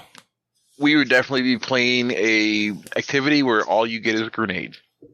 Okay. That'd be what I would. So Griffball. Okay, gotcha. Pretty much. Gotcha. I miss Griffball. Oh my God. Don't ever play Ninja Muffin. She is good at that game. We were playing something like that on a custom game. I think it was a Destiny 2-1. She was killing us, man. I just started revisiting Red vs. Blue in my free time. Nice. I'm going to finish on a speak pipe from Trash Panda, so maybe a few more. Yep, let's do 5 more. We can get out of here. I believe. Right. Rafi, I'm not answering your group troop trade. 1 spot left. You're getting deleted. 4 times. Question for the show from the sheriff. Should there be a quitter penalty in match-made PvE? And why is the answer yes? I guess you get the quitter penalty when you get for PvP. He's wondering if it should be in PvE. I mean, I would say yes. I mean, on the harder stuff, I would say yes. Things happen in life. I would say a warning first, and then yes. I guess especially like your grandmasters and stuff. If you're looking for group, and because those are pre-made groups. Yeah, but the rest of them, I think they autofill after a certain point, anyways. Mm. Yeah, some activities, yeah. Mr. Dead Rabbit, question for the show. With Guardian ranks resetting each season to 6 and us unlocking our loadouts at 7, will our loadouts be erased, locked, or do you think they'll end up keeping them? Maybe a one-time unlock or something like that. Just curious on the other thoughts on it. Well, we know that Bungie's not going to do that now, that they're actually going to list the highest level you achieved the season prior, but you still have to earn. Some of the things are going to reset, but not all of them, like we originally thought. So they've eased that a little bit. But as far as your loadouts and stuff, I think you should keep them once you unlock them. I don't know how they're going to do it, though. Magic Ball. Yeah. Question for the show from Fluffy Fingers. I've been enjoying your ongoing debate across your podcast and your guest spots on other podcasts when it comes to the raid. No, we'll pass that because he's asking Hazel a question. Okay. Save that for next week. Yep. Average D2 player, question for the show. As we know, one of the requirements for Guardian Rank 11 is to solo the latest dungeon. Do you think that solo activities should be part of Guardian ranks? My answer is no, because I'll never solo a dungeon. I agree, because a dungeon, 11. Because dungeon was made for 3 players, and even though there's some crazies out there that do solo stuff, I soloed the legendary campaign, but it wasn't. We're not talking about it could be done. It just is a lot of time investment to do it and learn all the moves and where to go and where not to go. I don't think it should be part of 11. That's more. I don't know. I'm going to say no. Put something else there instead of that. Okay, I'm going to get 2 hate more mail on questions. that. We'll get 2 more questions. We're definitely going to get some hate mail on this one because now that Hazel's not here, I can ask this question and I'll take the fire. Get his opinion on it. Question for the show from Doclafar. Mm-hmm. It seems a good percentage of players disagree with Gambit while some deeply enjoy it. What are some of the problems you personally have with it, and how would you fix these problems? You can't say get rid of it. I actually just played a bunch of Gambit, and it seems to pretty leveled out. It's not with, I think when Galahorn got its debuff a little bit, people aren't using it as much. I've actually enjoyed going in as a solo player, but I definitely would not go in as a 4-stack. Yeah, you didn't hear this conversation we had about Gambit. We're talking about our week in Destiny. You came in later, but Hazel said he's actually enjoying Gambit. No way. Yeah. He says the enemies seem to be a little easier to kill. The one thing I'm hung up on is the damage gate. I mean, if you've reached the pinnacle where you have done your due diligence with taking out all the extra, the extra witches they throw in between that we have to kill. I think there should be a point where there's a point of no return. I mean, if you have a sliver left, you should be able to just finish the boss off. That's my biggest frustration. And we talked about this earlier in the show, so I won't go into it any more detail here, but that's my frustration. And last question I will ask from the sheriff. Question for the show. Should this channel be locked until it's under 50 again? That's for you. Well, you know my answer is going to be yes. Yeah. Maybe so. But I never want to hinder people who have a question, and especially while they're thinking about it, to just throw it in. If it's in the pile, then we may pick it up and read it on the show one day. So, especially if it's not, time in a time context, if it's a general question. So I encourage anyone who has a question about the show, question that you want us to answer, or you have a curiosity or a question about the game, throw it in there. I encourage people to do that. We can only read so many a week, but doesn't mean we don't answer it the next week. So my answer is no. Sorry, Rodimus. I'll allow it. I know you're the custodian. You want to get it cleaned up. All right. I'm going to go out with a speak pipe here, and this is from actually Trash Panda. Here we go. What's happening, guys? Sheriff is here, riding home from work with Chuck. And I just wanted to come on and give a PSA to all the members of the Discord that have been posting pictures of arachnids and pictures of feet. Now, you've heard on this show before that spider and feet pics are not allowed. As your sheriff, I would like to say, please carry on posting all spider and feet pics that you would like. They're more of what you call guidelines than hard and fast rules. And the sheriff's office sees absolutely no issues whatsoever with spider or feet pics. We are just educating the masses. So, Discord members, please carry on. Gatr and Hazel, we love you. Later, guys. Oh, Panda. Playing with fire, buddy. That is awesome. Love him. I actually timed out Panda this week because he posted a gnarly feet pic, and I was not in the mood. And he sat out for a minute, so... Oh. It's fair warning. I mean, if you want to post them, I guess go for it, but it's like doing anything in life, there's a risk. So I think Raffy's trying to beat my record, but he's going to have a hard time doing that. So yeah, it takes a lot to get me to time you out. So Hazel's a little less tolerant. So yeah, especially when it comes to spiders. Oh, man. Well, hey, everyone. Thank you for sending your questions in. We got a lot done tonight, Rodimus. Thank you for fielding those questions, man. I appreciate it. Oh, you're welcome. We deleted 41. Wow. Did we really? 41 lines. Well, I may have be questions, but I deleted 41 lines out of the questions. Oh, boy. That's going to – all right. Good. Cleaning up. I like it. Well, hey, if we didn't get to your question, hey, it's in the pile. Well, we may actually read it on the show at a later time. So keep putting those questions in. Just make sure that you do put them in the proper channel. We have our fun questions. We have our Destiny questions. We have our random life questions. So keep that in mind that if you put them in the right area, we'll make sure it'll probably be a better chance that we'll get them read. So, all right.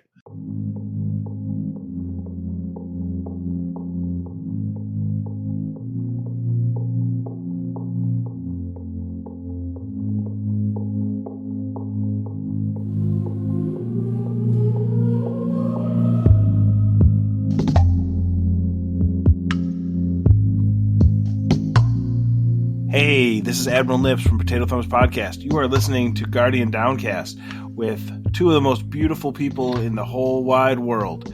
Like what you like and don't apologize.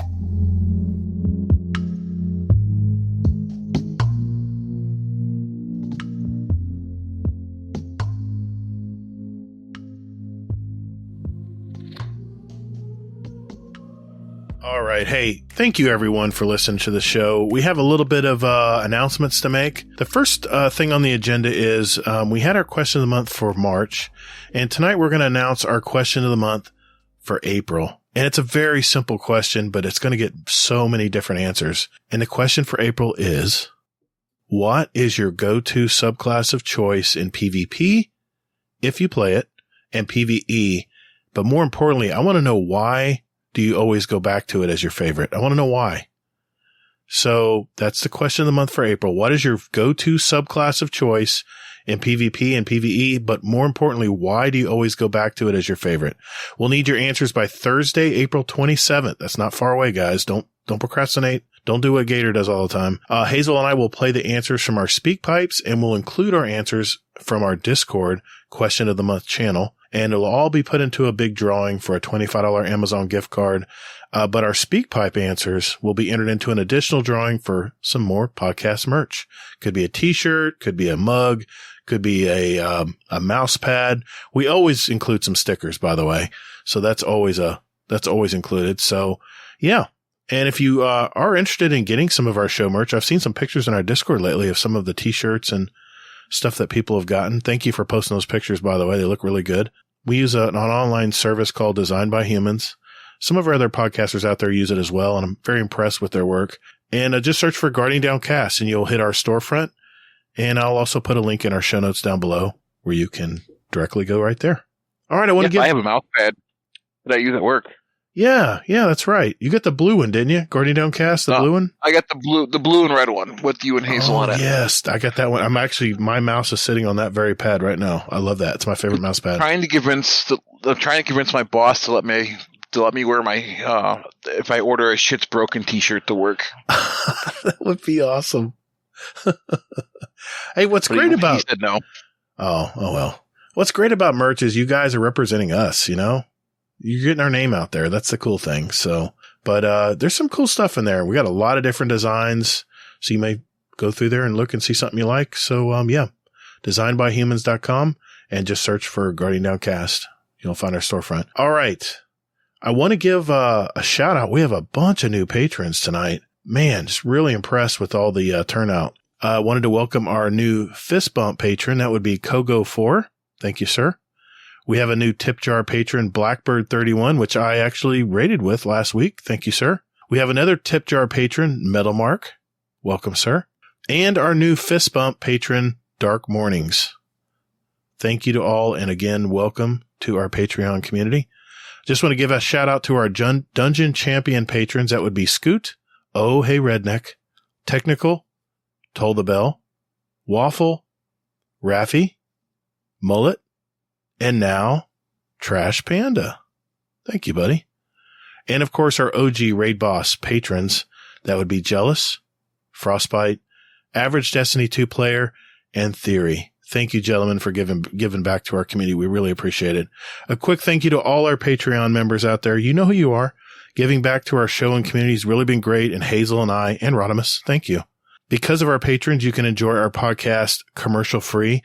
And by the way, I was listening to a 2-hour podcast this week, and the conversations were flowing really well, but I got interrupted 8 times by commercial ads.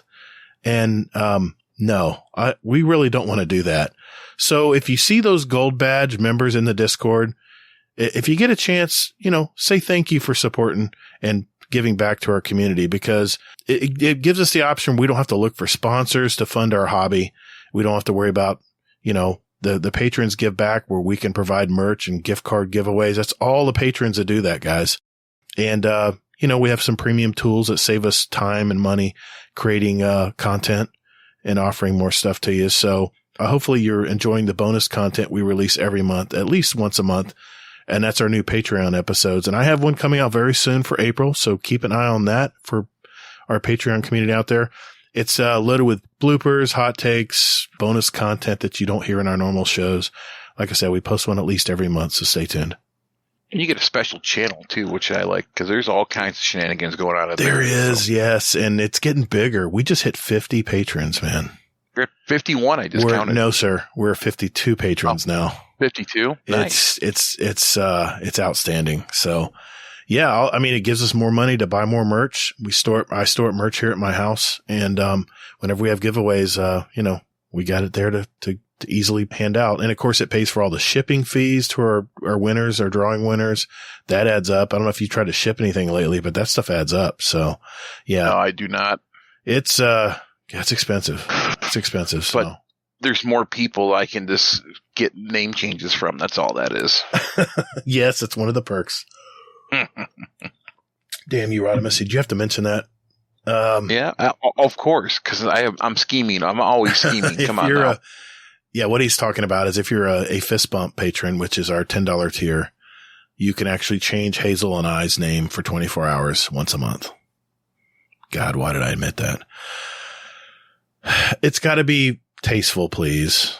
We're not going to call ourselves. We're not going to call ourselves shithead. I'm sorry, it's not going to happen. But if it's tasteful, and it's we don't turn away much, but we do have limits. Just remember, Hazel and I do this for the love of the game, and more importantly, for all of you that listen.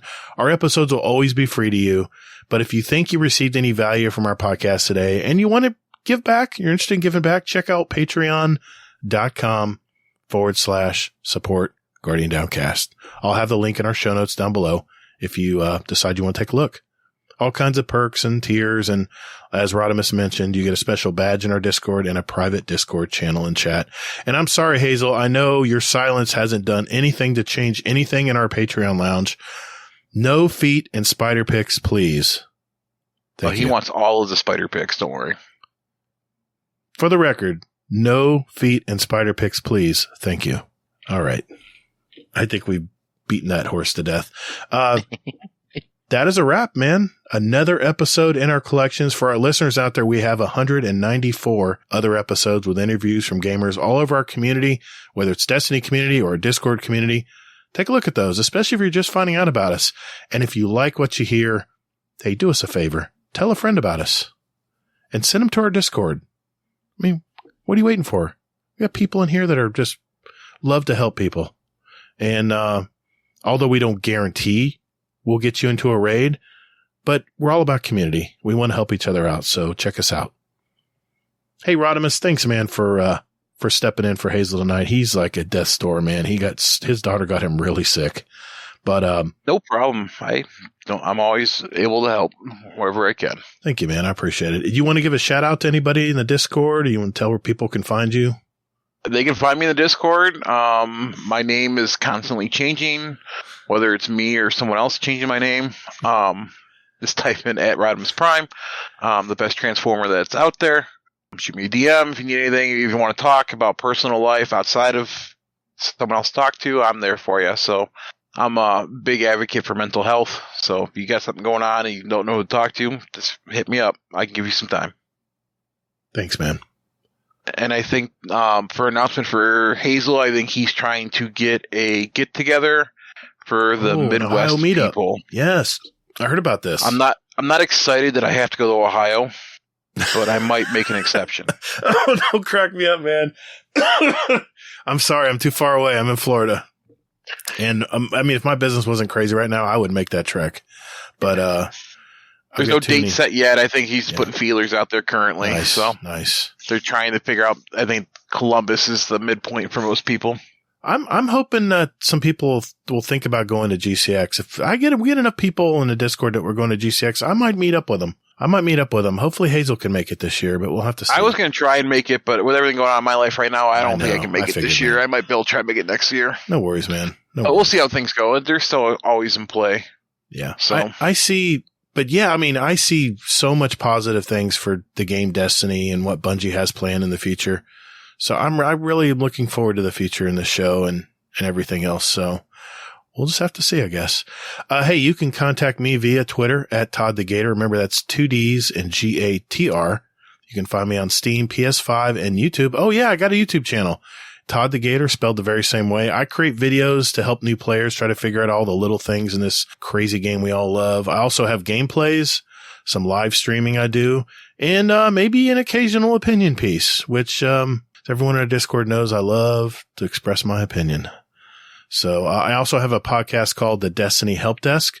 It does the very same, but it's in an audio format. A lot of my videos translate into an audio podcast for those of you who don't really do the YouTube thing. Just another option for you out there to get some help from the Destiny Help Desk. No affiliation with Bungie. Also keep in mind that this show that you're listening to right now will auto-post to my YouTube channel every week. Just click on the podcast tab on my channel, or there's a playlist for it as well. All right. Doing something a little different tonight. I know we normally have a Scum Death's Corner, and Scum Death did send me a Scum Death's Corner for this week, but I'm going to save that one for next week. We had something that the guys in the Discord put together, and I wanted to give credit where credit was due here, Rodimus. I have no idea who set this up. Not a clue. No clue, huh? Right. None. I want to give credit to Danger, Mullet, Raffy, Scum Death, so he is involved this week, Toll the Bell, Trash Panda, and some guy named Rodimus Prime. Interesting. No idea what you're talking about. Right. Yeah, we got a little, you guys, I guess, got to work and trying to put out an advertisement for Bungie, right? Isn't that what you guys are working on? Yeah, you don't pretty know, much. right? Yeah, right. I don't know. I don't know what we're talking about. Okay. All right. Well, here it is, folks.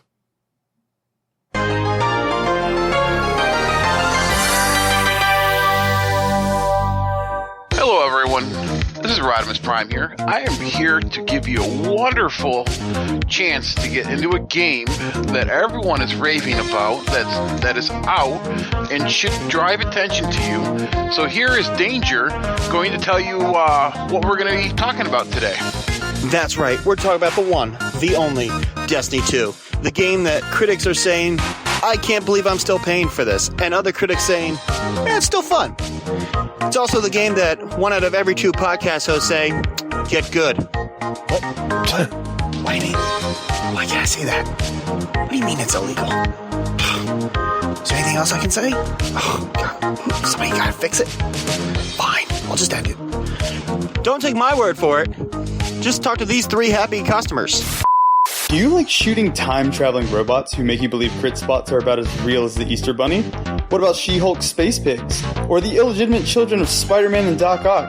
Oh, and don't forget about the Flood, brought to you straight from Halo itself. Now you may be asking, Bell, I like shooting stuff, but what if that's not enough? Oh, buddy, do I have the thing for you.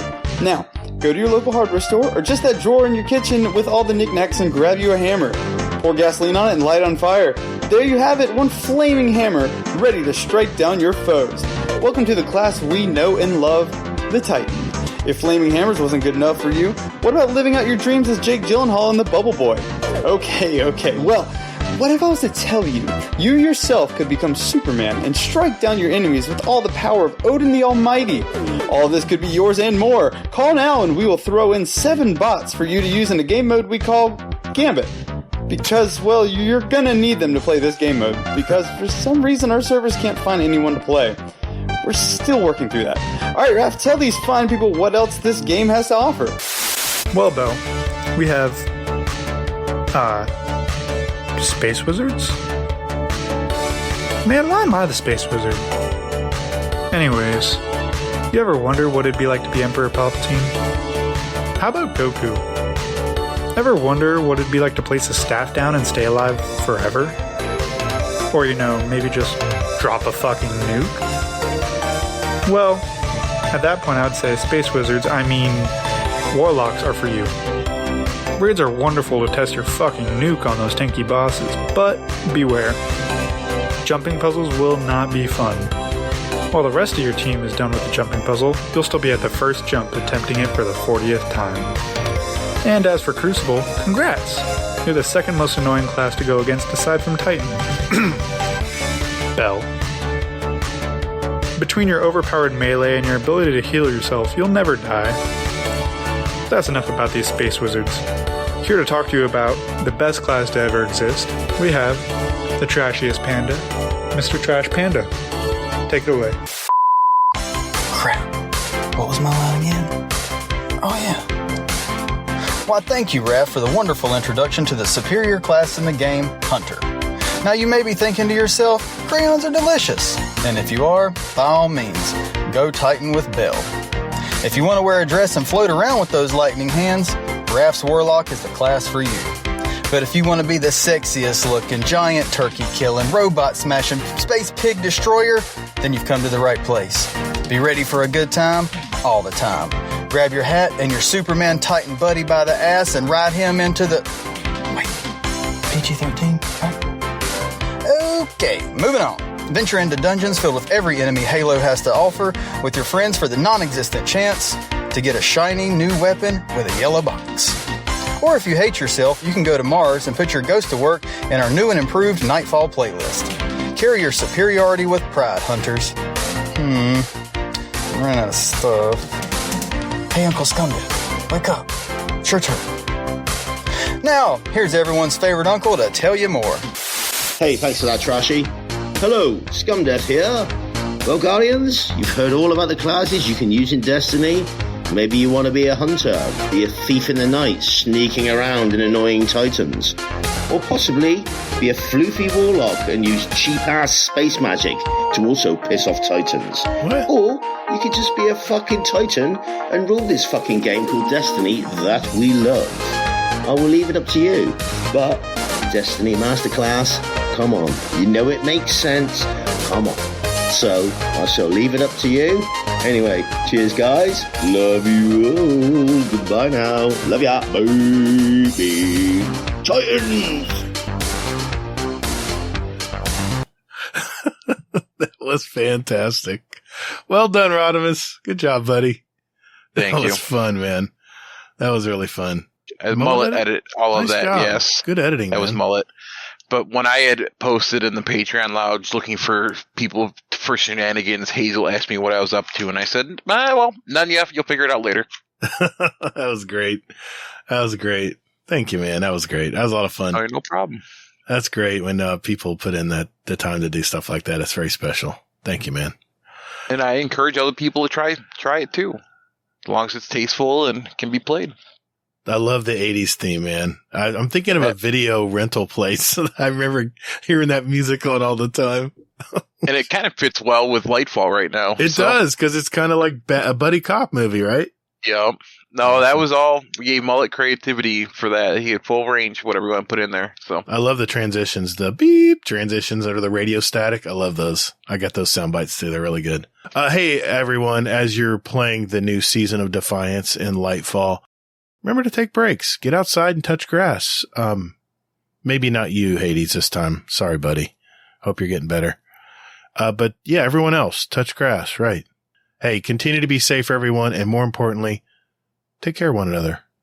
Life's too damn short. That's for sure. The weight of the world was on your shoulders, and still you triumphed. Marvelous. Thank you all so very much for listening. And later, Guardian. have a good night. Just remember, Hazel's broken. Kisses. Peace.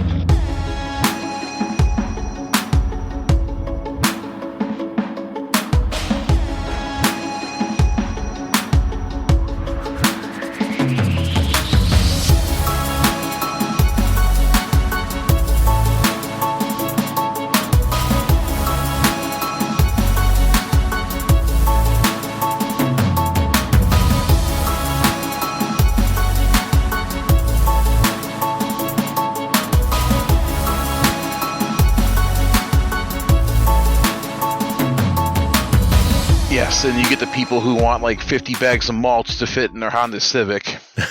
Oh, challenge accepted. How much of your muffler do you want left by the time you get home? Or my favorite, it's the guys that show up in the F-150s and Silverados and want a pallet of 62 bags of mulch to put in the back of their truck. I'm like, you can't take this. Dude, do you realize how much each of those weighs? Yeah, that's a ton. And they don't, we're like, oh, I'll make it. I'm only going a mile. Okay. All right. Tires blowing. I've had it. Yeah. But that's your hope anyway. You're going to go a mile. I will. One of these days, I want to see a truck fall apart, but I don't want to. Why I'm at work. That's all I care about. Dude, that's Florida, man. I mean, I'm not Florida, man, but that's Florida. I mean, Every time you turn around, there's this old junky truck pulling a bunch of junk, and it's just like hanging on with rubber bands and bubble gum, and you're just waiting for something to fall off the truck.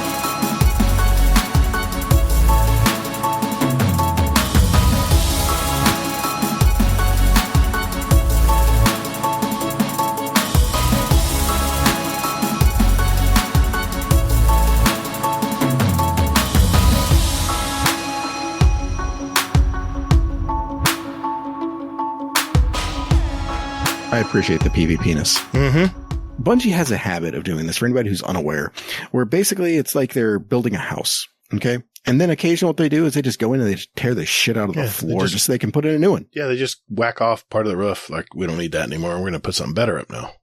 I'm going to let our community have fun with that. I mean, I'll edit that out. So